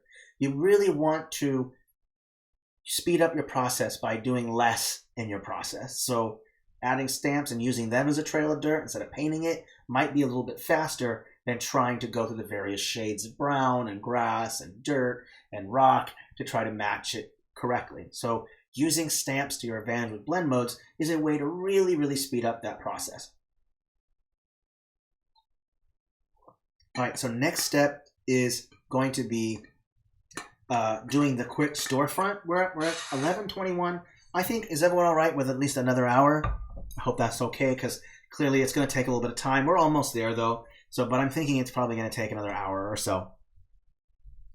Okay, so now we're moved on to storefront, and that's awesome. We can add more details in here later, but I just wanted to get a general idea. We'll see how much time we have by just populating each room kind of quickly, and then we can go back and add in the larger details, because it's the details that tell the story. Throwing in a corpse there, throwing in a trail of blood, throwing in scattered papers, a knocked over bench, a knocked over chest, a skull, throwing in little details to hint that there's something amiss, askew, eerie, whatever you want. So kind of factor that in. So we'll go straight to the storefront. And I'm going to keep this same table because I kind of like this table right here. And this table is going to work perfect, because what I'm going to do is I'm going to create a series of tables. And that way people can see the different wares. So I'll throw in a table here. And I'll maybe throw in a table right here. I'll maybe go on this side so that way they're not perfectly parallel. And then I can grab this other table, copy, paste, and just put one in like this. So when they walk in, there's a clear open space. And the reason why I'm creating that open space is so that if someone tries to steal something, there's a clear shot you can see and they can run after them. So there's a clear flow of traffic. Maybe I don't want to put that one there because that will block, but I could put one right here if I wanted, like this. And that way they walk in and there's not too many obstructions kind of getting in the way. So I'll put these, all the wares will be against the walls. I'll move this in a little bit further. And we can even consider making a shape, an L-shaped table by just copying and pasting, and maybe we can throw in that light and blend mode again. We'll see if that works real quick. Throw that in. It looks like it's a little off. Let me just throw it in just a little bit this way. There we go. And kind of remove some of that line work. There we go. So you have an L shape. Perfect. Okay. Yeah, I wouldn't want to steal from a demon. No, bad idea. Again, rotate the tables just a little bit to show some use. Like people might be picking up a sword and looking at it and putting it back. And when enough people do that, the table shifts just a little bit. So having a little bit of, again, rotating some of the tables to not be perfectly flush against the wall will kind of help to give it a little bit more character, okay? So now we have our store space, and we're going to want to put some weapons on there, right? We want to put some shields. We're going to want to put some stuff. Now, I do believe there is a tool pack, so we'll go with equipment and tools. I'm going to remove my search field. results, and I see that there's already some great stuff. We got some axes, swords, we see some armor, and a blacksmith. There are different types of blacksmiths, by the way. There's not just one kind of blacksmith. Some blacksmiths might be particularly doing chainmail. That's their particular specialty, their particular trade. Some blacksmiths might do plate mail only. Some might do shields. Some might do only swords. They're just a weaponsmith. Some might do the bits and the bridle and the metal bits and parts for a saddle. Some might just do bits and pieces for nails. Might make pieces for the plow for the farm. Depends. So with a blacksmith, decide what kind of blacksmith they are. Do you want them to be a weaponsmith? Do you want them to make stuff for saddles because you're trying to find pieces for a horse, horseshoes? It's up to you. So it's fantasy though, and with a fantasy blacksmith, they might do various things. Maybe they're magic horseshoes that make them fly, make your horse fly. That's so awesome. I want that now. I want that. We are going to make horseshoes that make you fly. These are really expensive, so I hope you've been doing either a lot of rando encounters or you've been going on some really good treasure hunts, because these floating horseshoes are not cheap. You understand? Not cheap. Awesome. Yeah, that's awesome. I'm glad that your nephew, who is also a farrier and a blacksmith, that's awesome. So this is going to be a weaponsmith, I think, because it's kind of more interesting to have like a demon, like a mystical weapons forged from hellfire, I think is more interesting. You could maybe throw in some shields. So I won't be throwing in a lot of like little metal bits. So I'll just throw in maybe some shields, some weapons and stuff. So we'll stick with some swords.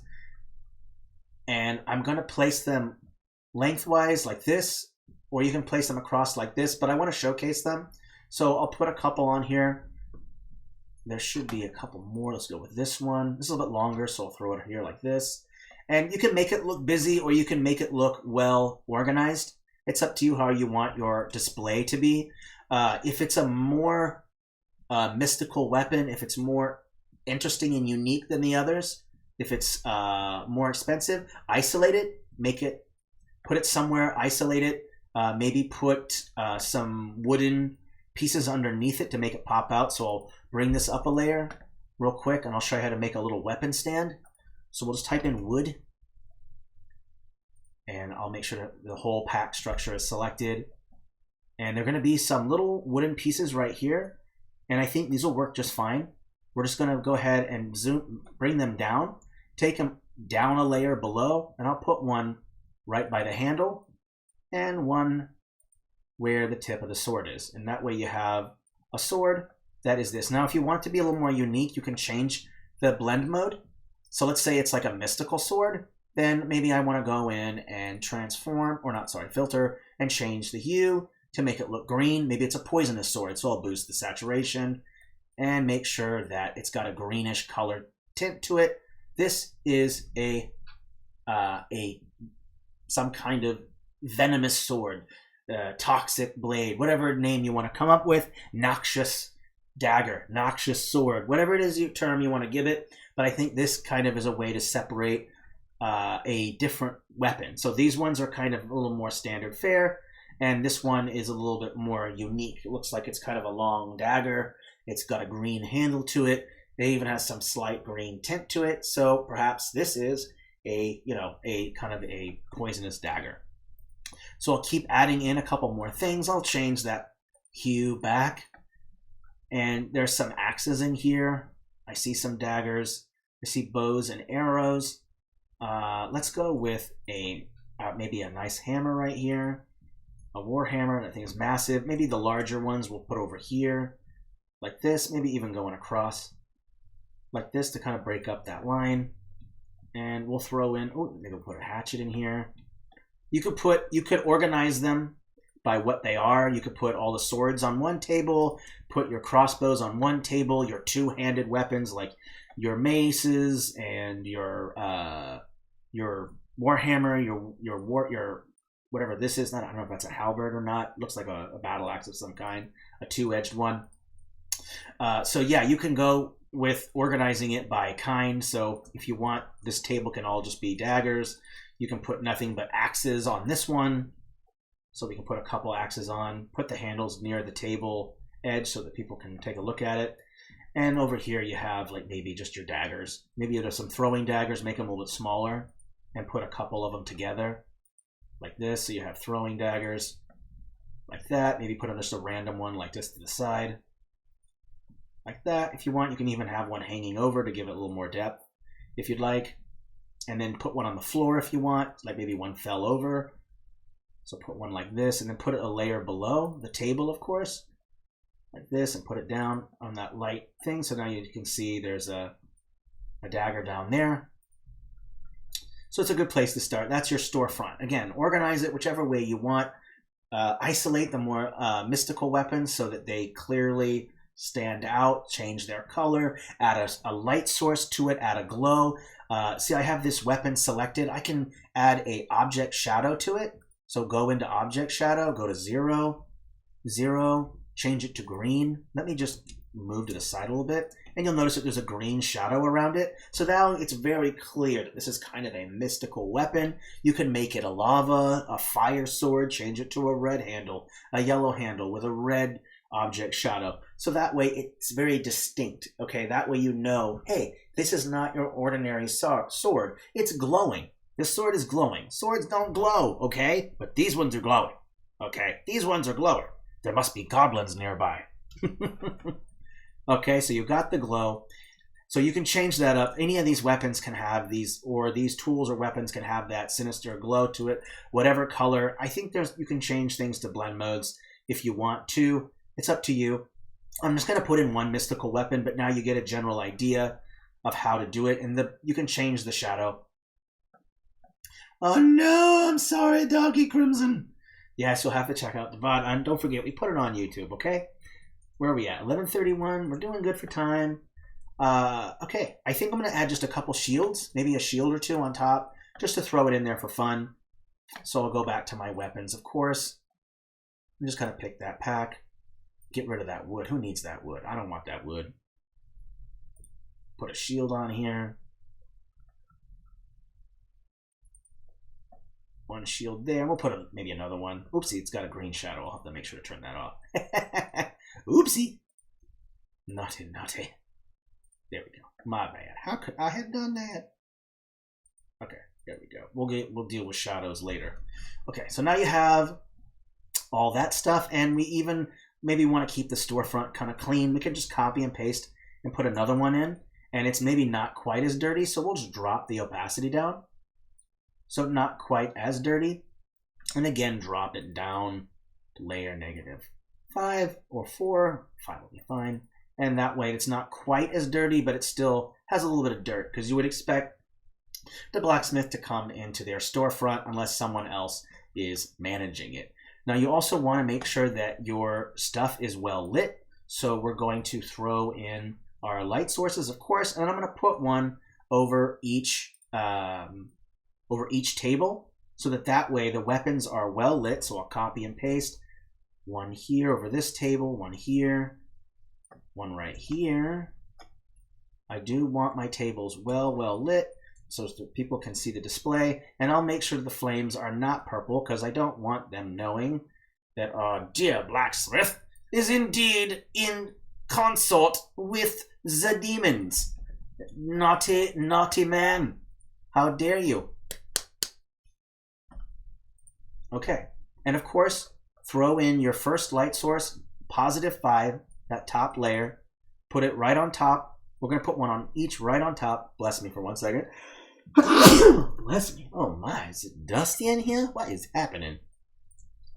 We'll put one over each light source, as you would expect. And then we'll create a larger one at a lower opacity, just like we did before. So we'll boost it up. Thank you, by the way. There's that, and I'll bring the opacity down. Let's go right about there. Should be fine, I think. And I'm just going to put one, make this the combination of these two. and then copy paste, put one here, and then copy paste a little bit smaller one right here like this. There we go. Okay. So now you have a lit space there to see your things. Now you can also have light hanging down like a chandelier. And if you were doing that, we can maybe do that in the next one. You just put a light source right on top like this, and you wouldn't see the chandelier at all. But the light that it's shining down from would show up. Clearly, if you put a chandelier there, it's going to be hiding your space. It's going to be covering up your floor space. Not very utility and useful for your players. Chandeliers look cool, but they're not utility. And you'd have to factor in to put in a chandelier using some kind of perspective. So you don't need to show the chandelier or whatever's hanging light sources. Just put the light source smack dab wherever you want, and that is a overhead light source. Okay, that way you're not like, well, where's this light coming from? What is this rando light? Why are you here? Okay, hey, top down light comes from all kinds of stuff. Chandeliers, they can be varying sizes, whatever. So in this room, we can just put one maybe right on top, or you can put one maybe hanging above your work stool right here, or two of them hanging, but I'll just put one, let's say, hanging right here. And that way that workspace is kind of has a light source. Next, we're going to want to put in some doors, I think would be a good idea, right? Hey, doors. Never thought of those. So we'll throw in some doors. And there are a couple options. You can throw in your heavy stone door if you want. It's up to you. I'll put one in. We'll just see what it looks like at 100, just to make sure the space is right.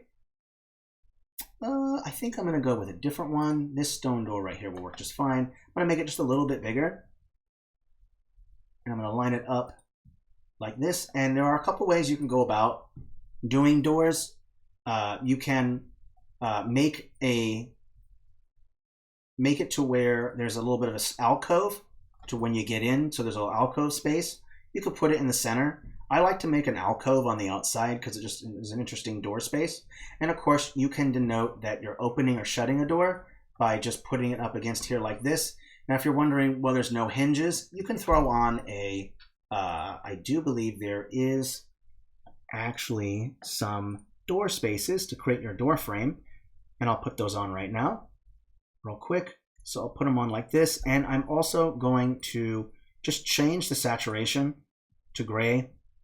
And I might want to consider changing the height and the width just a little bit to where I want it to be. So I'll just go a little bit this and put it right across like that. Okay, and now I can go in and decide my door.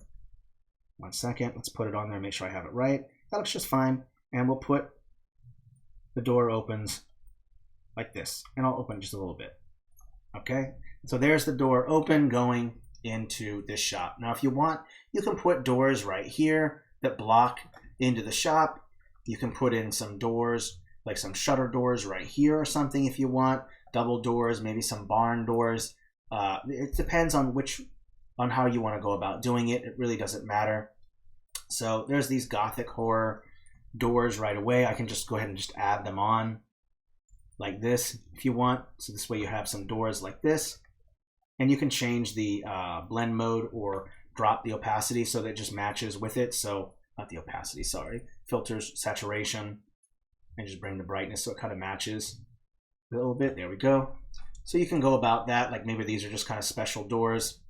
And just your regular door. Up to you how you want to go about it. But you have some nice double doors here. And this will kind of block it. Or if you want, you can put the double doors against here instead, because you don't want anyone going from your shop into the Demon Forge area.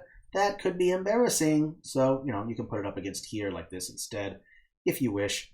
Up to you to how you want to go about it. Let's go ahead and move this thing so it's lined up properly. There we go. Looks just fine. So now you have some nice doors here. No way to get into that space. And this can be open because you want to workflow back and forth between your storage space and your materials over to your main work space. So that works out just fine. And if you want, you can also throw down a rug. If you want, a rug is a way to give color and to give a little bit more finesse to a room. So we'll throw in a rug. And I'm going to put it, because it's a storefront, right? A storefront is meant to be appealing. It's meant to be interesting. So throwing in the rug will kind of help.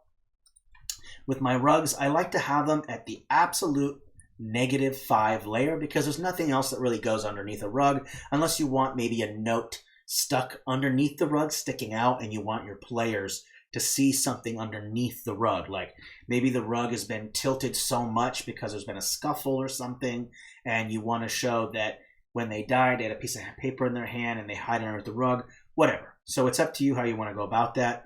I'm going to go with a circle rug, and the reason why I'm doing that is because I kind of feel that there's so much square, so many straight lines that adding in one circular device, one circular object will kind of help to mitigate, will try to help to kind of break up that. So I'm going to pick a color of my choice, something that I want for the rug to be because it's HSBC. We're already going with purple. So let's go with kind of a purple and green color scheme. And I'm going to change the transform to make it more oval instead of circular, like this. And I'm going to rotate it to wherever I see kind of fit.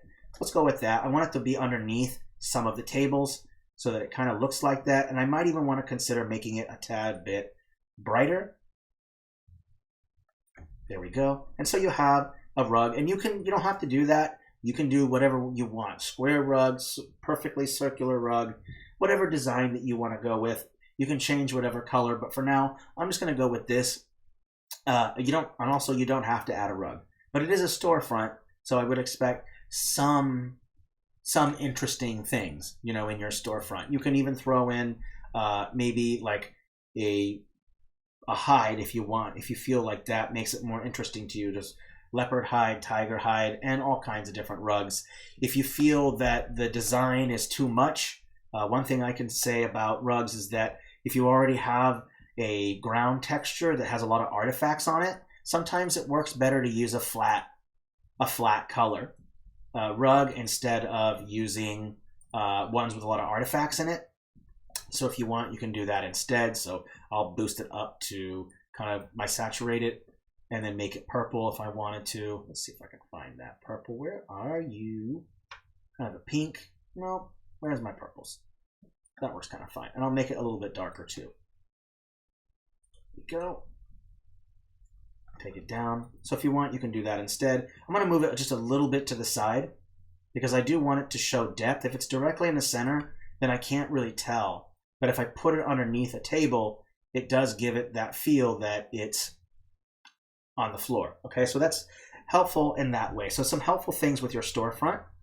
Okay, and I like to darken my mats, my rugs, because they're on the floor, right? They're the farthest thing, the closest thing to the ground.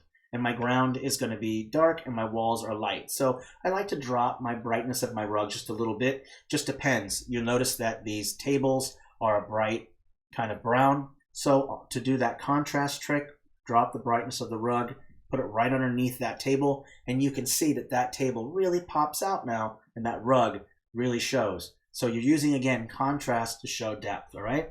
I'm going to go ahead and save at 123 changes, and we're going to go move on to the bedroom. And I'm going to do final details as well. I want to throw maybe some tendrils of demon smoke coming out of the furnace with tools coming out of these ghostly hands.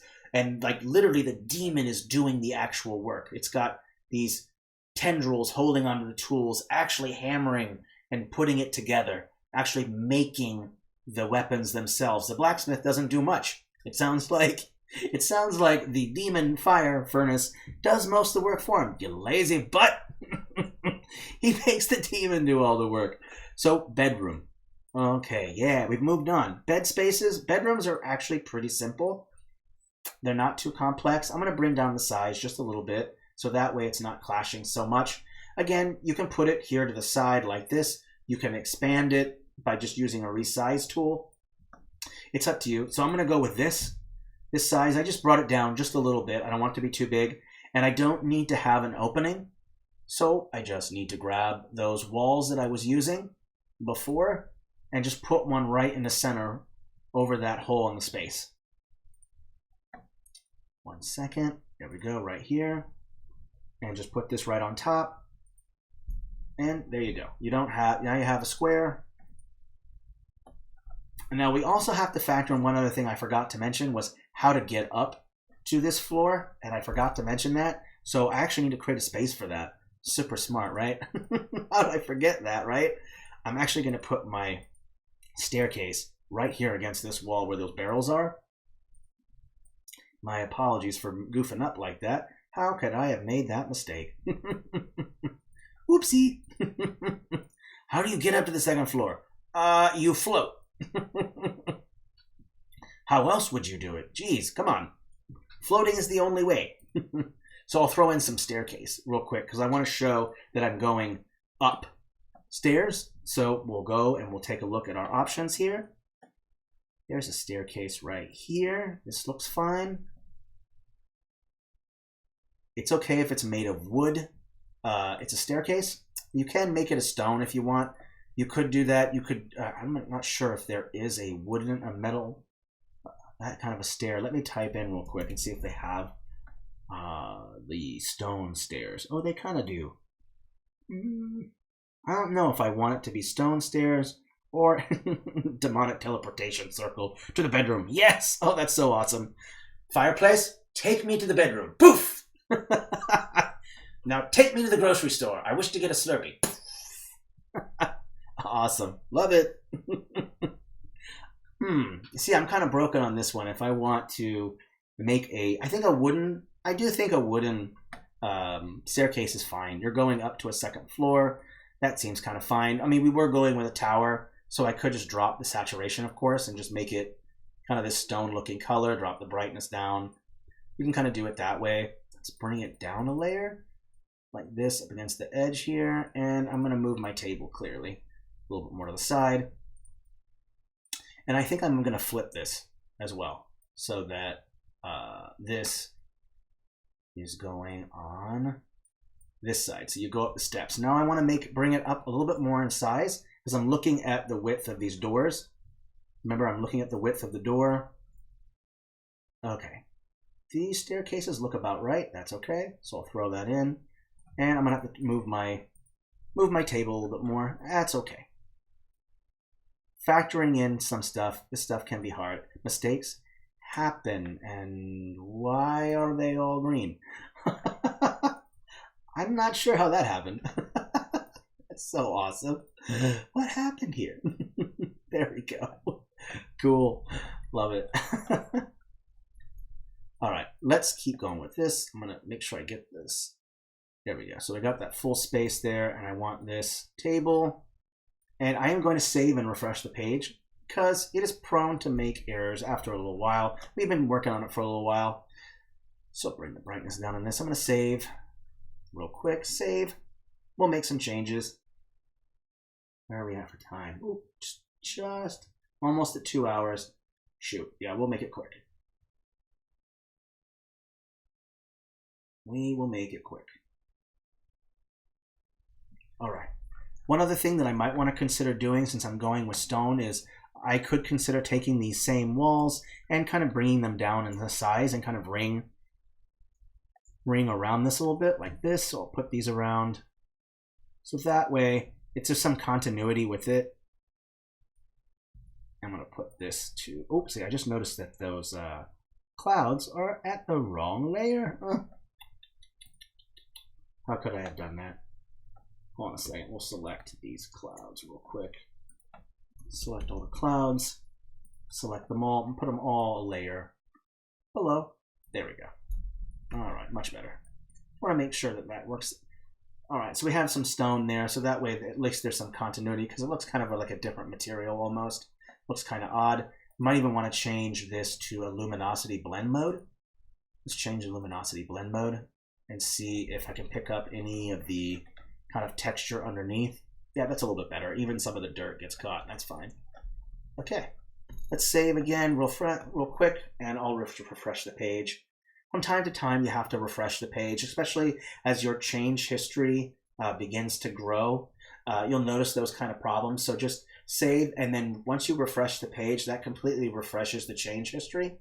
So I'm just going to click the refresh right here after I save, and the whole map will reload. Heck yeah. Oh, I would love to do demonic transportation to just wherever I want to go. I just want super rando, but I love it. Let's do it. Teleport me to the bathroom. I'm too lazy.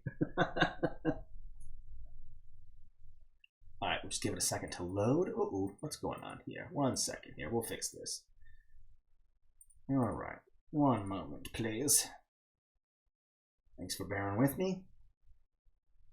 All right, let's go ahead back to the smithy shop. We're almost done. I'm going to quickly do the bedroom, and then I'm going to do those final details for our demon smith. I'm blind now. Ah, I'm blind. Why did you do that? I love it. Okay, I'm going to grab the same staircase. There should be a reverse one where they show going down some stairs. I think this one will work just fine. And I'm going to factor it in because this one's right over. This floor is right on top of this floor. So I want to make sure that I have the right size, of course, and one that goes downstairs and one going up. Let me make sure I have the right one. I don't think that's it. Where is the right one? 1 second. Oh, I think this is it right here. Let me check. Yeah, this is it right here. Okay, so I'll put this down right here. Make sure, because it has to correlate. It has to correlate with this staircase. So I'm going up these staircases. Let me show real quick so you can see what I'm talking about. You go up these stairs to go up into this floor right here. Okay? Just like you go down these stairs to go into this part right over there. This part right over there. Okay? Staircases can be very difficult sometimes. Numbnut, absolutely. We want to do, I actually am thinking next month they might be how to create a world map with the fantasy regional style, because the fantasy regional style has more detail in the line work and in the art. And so if you really want a super detailed world map, the fantasy regional style works great. So I think next month I'll try to do that. I love making world maps. They're really fun, so I'll try to fit that in, as well as parchment maps, because our parchment and world map videos are kind of outdated. So we'll definitely be going over that. If you haven't yet, go check out my parchment, how to paint parchment maps, because that stream will help you a lot too. So check that out. Let's go to our, we're going to go ahead and fill in with the add mode of the mask tool. Add it, and I'm going to go with a different texture. This is a second floor, so I don't need to make it all stone. The staircase is stone, but the floor can be made of wood. So we'll go into textures real quick. We'll go to wood, and I'm going to go with a dark wood, or yeah, I think this one should be fine. Let's just apply it real quick and just see how it looks. Make sure it's set to FG, one key, press enter, and we'll take a look at the wood. Looks okay to me. That's all right. Let's take a look. I think that works. Okay, so now we're going to want to throw in all the basic stuff. So this is a wall right here. So we could throw in that same wall concept right here. We're continuing on the wall. So we can put that one up against here like this, just like we had before. I'm going to scale it up just a little bit. There we go. Right on top. And so this is like an alcove space right here. You can make this where the bathroom might be. And one thing we can do is just make like this alcove can be the bathroom, and then we can put like maybe a bed away from the bed chamber, or the bed chamber can be, or the, I'm sorry, the bath chamber can be outside if you want, just depends. Let's go ahead and type in a bed real quick. We'll start putting in the basic stuff together that you would expect in a living space. A bed would be very obvious. This person lives by themselves. Their wife is dead. So we're going to stick with a single bed. I'm also going to check my doorways. I might want to scale these up just a little bit more, because these are some pretty wide doorways. I'm going to check also my hammer, my anvils, and I'm using this to kind of scale, just to kind of make sure it's around the right scale, okay?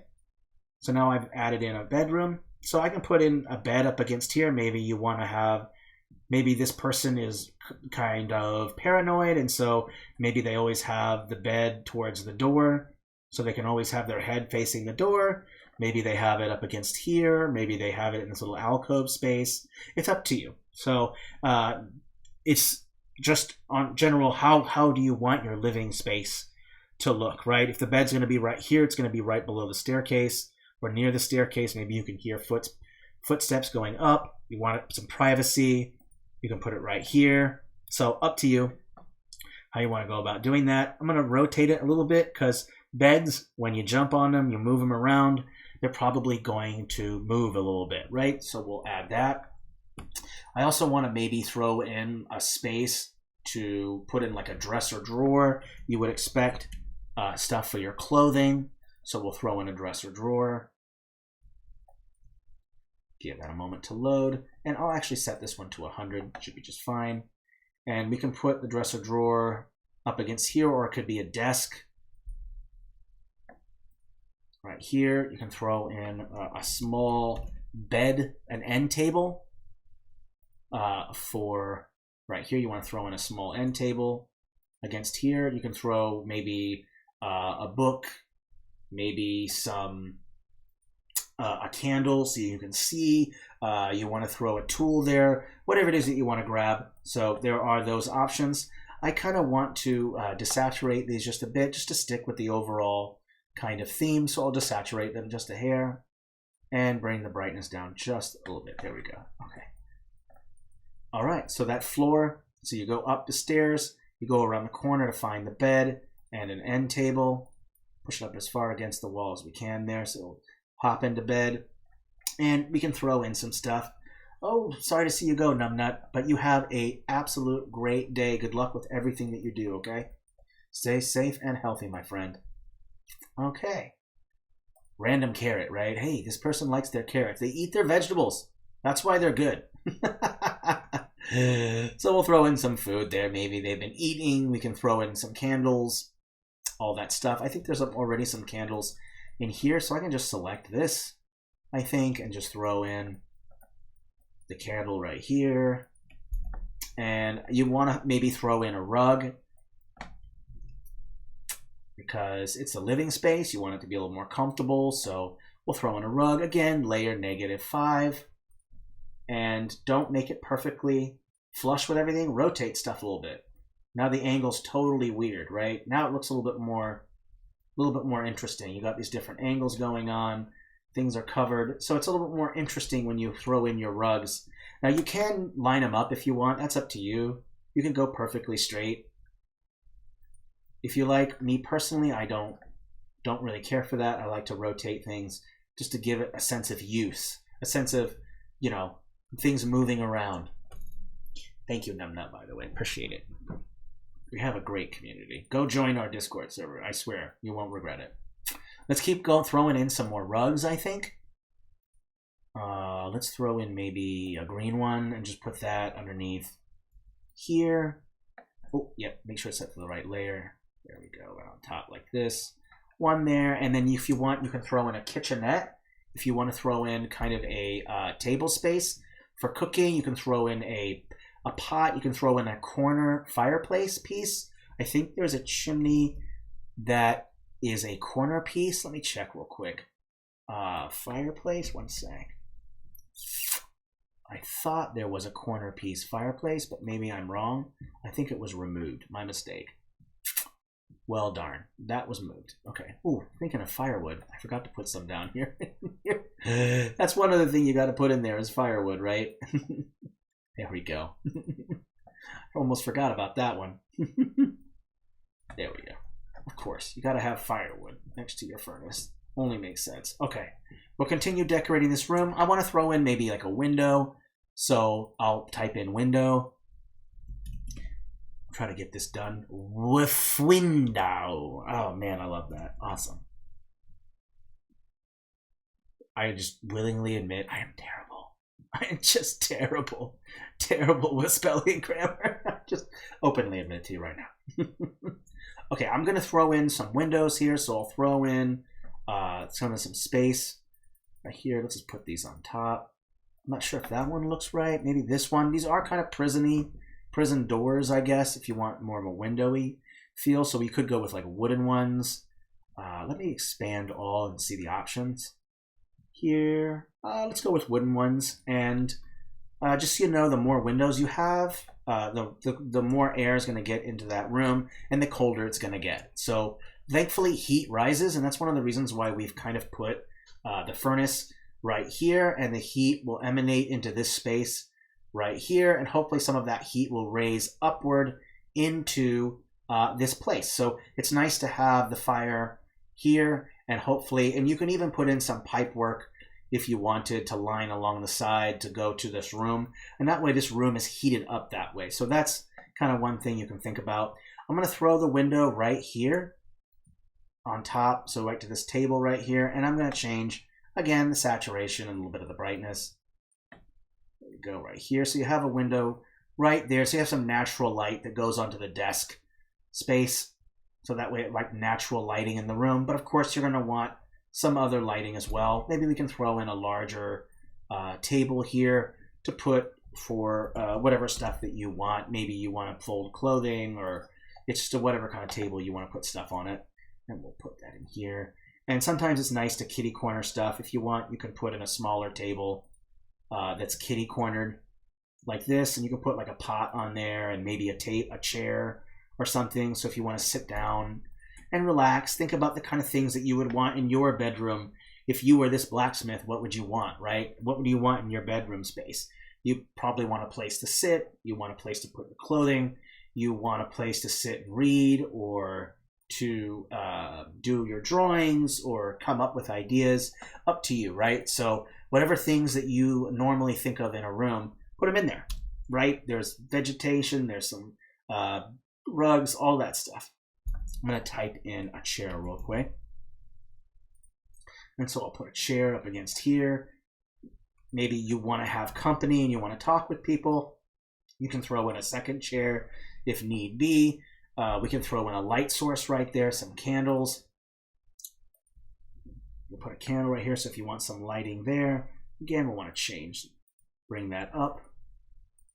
And let's bring this down a layer. It's way too high. These are all layer. There we go. Okay. You can change the rug over to here if you want it to be in this space. I put it over here because there's already a rug right here. So two rugs side by side like this looks kind of weird and unbalanced. So adding a rug over here kind of balances out the room a little bit. So room balance is nice. And always think about, again, flow of traffic. So when they go into the room, they can go straight to here, or straight to this area without any obstructions in the main space. Okay, so always think about flow of traffic, or flow of, think about the flow of traffic when you're thinking about your rooms. You don't want a giant dresser right in front of your staircase. That would be kind of weird, unless you're trying to barricade it from people trying to get in. They found out I'm in league with a demon. Push the staircase up against here. Push it up against the staircase. No, throw it down on them. They're dead. Aha! How do I escape? So different ways to go about that. Okay, so there's a shadow on this one. I want to get rid of it. No shadow. There we go. Much better. I'm not sure why there was a shadow on that staircase layer as well. None. Let's get rid of that. Okay. All right. Let's just throw in the last. Let's just do the last bits. This can be thrown in with some plants and stuff to give it a little bit more room. You can throw in light sources and stuff. Let's throw in a couple real quick, and then we'll do the demon thing. Yeah. Sweet. Again, 2 light sources for me. I like to use a smaller one. Brightest point is where the light source is, as you would expect. And then make a larger one, drop the opacity down. That will do just fine. We'll throw it on there. There we go. Make it about that big. And then we'll throw the other one down right here like this. There we go. Okay. And so you have your light sources for the room. And I put another one over here because it seems a little unbalanced. Okay.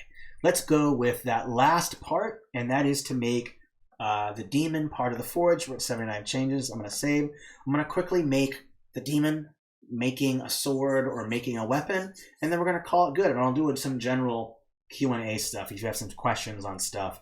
Thank you, Philip, by the way, for modding the stream. Really appreciate it. Thank you, Beatrice. I'm not alone. Yes, I know. Thank goodness. Hey, I'm not alone. No one wants to be alone. Okay, so real quick, I'm going to just use the path tool because the path tool is just so much fun. As always, I'm going to throw down a path first so that way I can edit it live and see it. I'm going to change it to a purple color because that's the color of the flames. I'm also going to want to change the shadow to a purple color. I think that'll work just fine.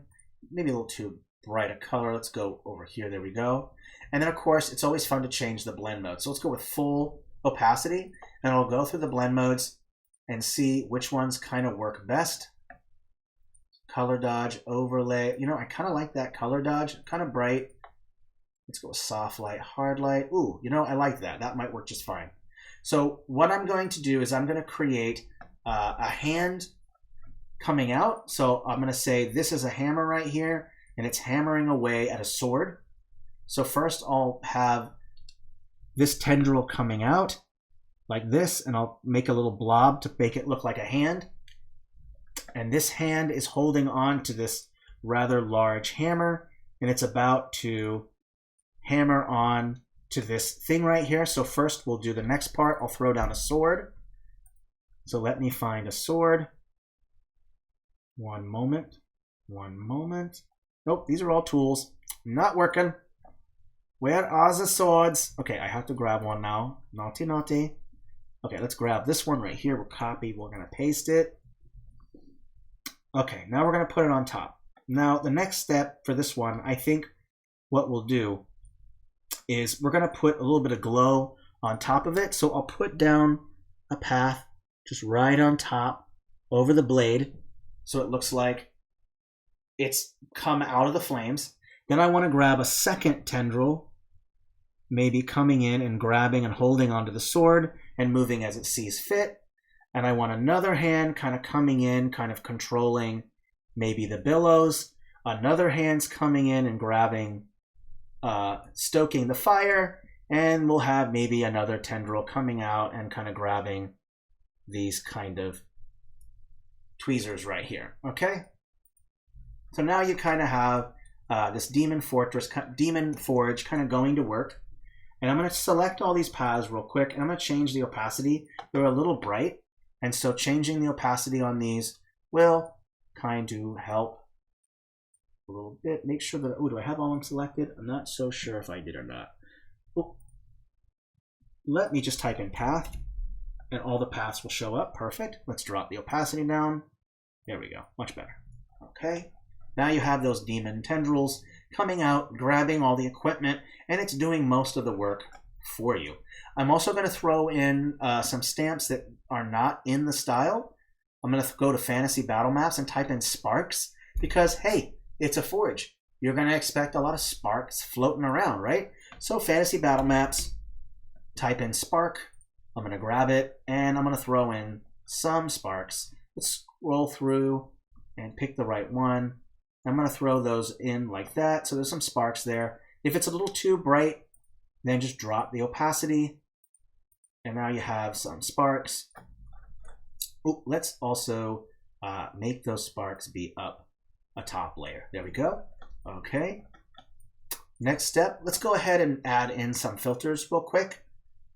So a couple things we can add in here. Clarity is always a nice one to help to really bring out the color.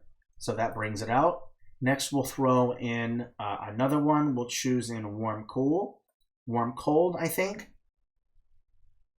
Oh, yeah, absolutely. Put some glow there. Let's absolutely do that. Good call. Let me quickly add this warm, cold real quick. I think this works fine. I'm going to bring it down a layer to layer 5. There we go. And I'm also going to bring down my clarity. Oh, no, clarity's fine. There we go. Let's go ahead and throw in that purple. Great call, by the way. Let's go ahead and just fill in. Great call, by the way. Thank you. Okay. Perfect. And I'm also going to bring up the light. And the next step is to grab some smoke. And I'll show you another cool trick. 1 second. Let me type in smoke. And let me search all styles. Thank you, by the way, Amberfly. Great suggestion. And I'll show you a cool trick with smoke. So if you want purple smoke, you can do that, by the way. There is this green smoke right here. This is perfect. You can change the HSBC. Now, if you don't want it to be a purple smoke because you don't want people to know that it's an eerie thing, but just for fun, just to make it match, we'll throw in some smoke. So there's the smoke right there, and we're going to go and we're going to change the HSBC hue to the purple color that we're kind of going for, and we'll put it down right there like this. Layer 5 up, and there's your smoke. Awesome. So now you have a smoky chimney. Your demon resides within the furnace.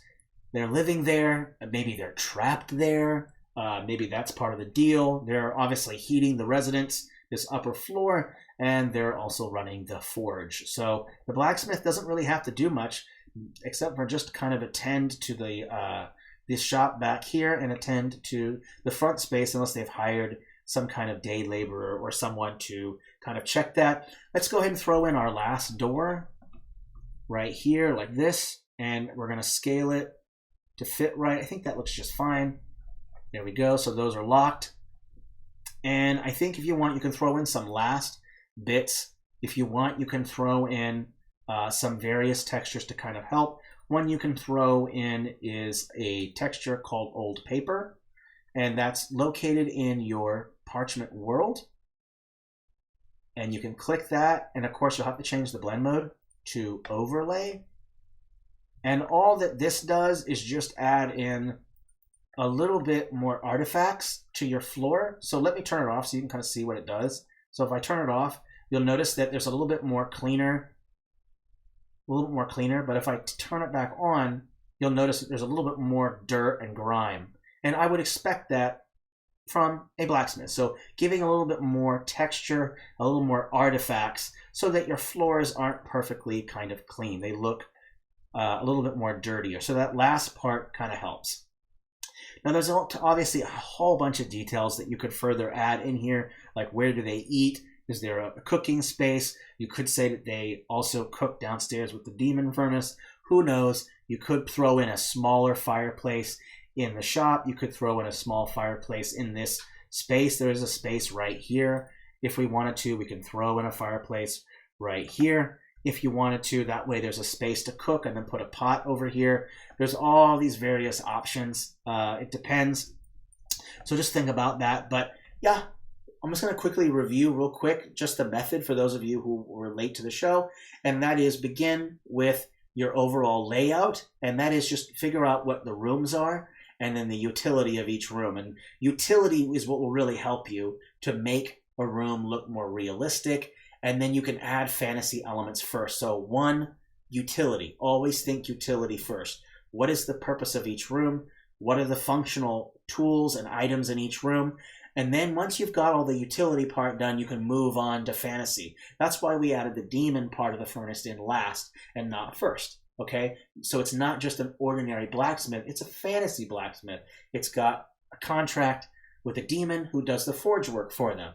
So again, start with utility, so that way the room is solid, the building is solid, its architecture, its functionality, its arrangement, its layout, flow of traffic, all that stuff, and then you can throw on your fantasy stuff. So that's it. Is there some questions that anyone has? I can ask questions for about 5-10 minutes. And feel free, the questions don't have to be related to a blacksmith. If you have other questions, feel free to ask.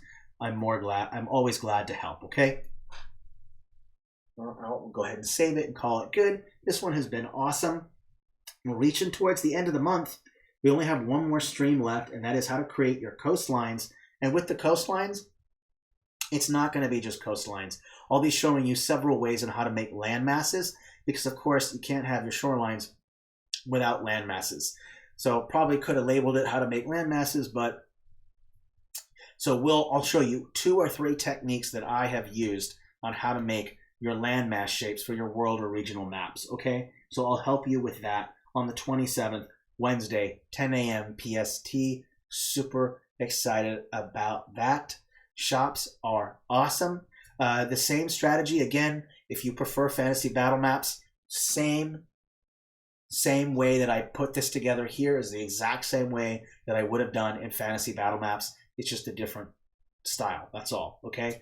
And I probably would have used similar textures or similar filters as well with that. So up to you and what you're going for. But again, if you have each room of a shop, if it's a potion shop, then I recommend you create the brewing station where whoever owns the potion shop is going to be brewing the potions. You're going to want to add a garden, a greenhouse, so that you have a place to make those potions. Then you want a storefront, right?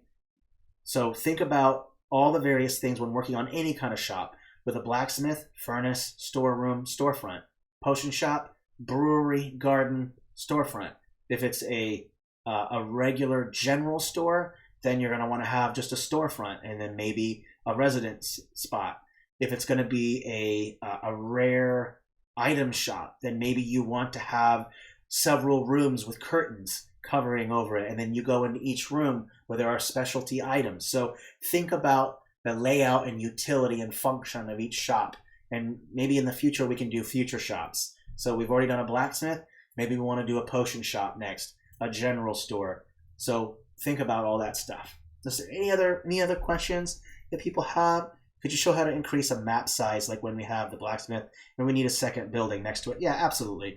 Resizing is not complex. You'll find it in 2 places. Hamburger menu at the top, and you'll see that there's a resize map from region section. Immediately that's going to activate this. And so now if you want to make the map bigger, and by bigger I mean just change the aspect ratio. If you want to make it bigger or change the aspect ratio to make it more space, then go outside of the bounding box, outside of the canvas barrier. If you, let's say that you have a world map and you want to make a regional map from it, then you would just find the region on the map where you want, like this, go over it, and then press confirm. Now, if you have exact measurements, if you want exact measurements, look no further to the right, new scene from region. It's going to show you the increments right here so that you can see if you want exact measurements. So if you wanted to have several more floors, I would just extend it out like this. You can go wider like this, and then you can add a couple more floors into each region. You just press confirm. What will happen is it will save. It will immediately save this map and then have you label the new map. The default will just say the name of the map, and then in parentheses, I think it says, or caps or something, it says copy. So that is how resizing works. Okay, so kind of factor that in mind. Potion shop ran by fairies. Oh, I love that. That's so perfect. We're doing it. You know I'm in. You know I'm in. Okay. Yes. So that's how resize works. Okay. Again, if you want exact measurements, just go right here. Top and left just means where the position is. The width is going to be, width and height is going to be the dimensions of it. You'll notice that the dimensions change. So if you wanted it to be 100 by 100, you just type in 100 by 100 and it will be by that length. If you want it to be 1,000, just type in that 0. Again, this is the position. So if I went to 100, it's going to change the position. Okay, so that's it. That's all you need to know when it comes to resizing. It's really as simple as that. Nothing super complex. Any other questions before we move on? Before I take my lunch and leave you all? It's been great. Thank you, everyone. I love spending my Monday with good people. I love spending my Mondays and my money with good people, actually, both. There's nothing wrong with that. But yeah, if there's any other questions, go ahead and feel free to ask. If not, I'm going to take my lunch. Again, check out Wednesday's stream, how to create coastline/land masses. That's going to be exciting. Really looking forward to showing you how to do that, because hey, sometimes it's really hard to figure out how the heck do I make realistic and interesting landmass shapes. Believe me, I know how that goes. It's hard. It doesn't look like there's any questions, so hey, thank you everybody. Merry Monday. I hope that your week goes well. Please stay safe and healthy, and of course, merry map making. Thank you everyone for making it, and have a great week, okay? I'll talk to you guys later. Thank you, everybody. Oh, you guys are awesome. I love it. Take care, everybody.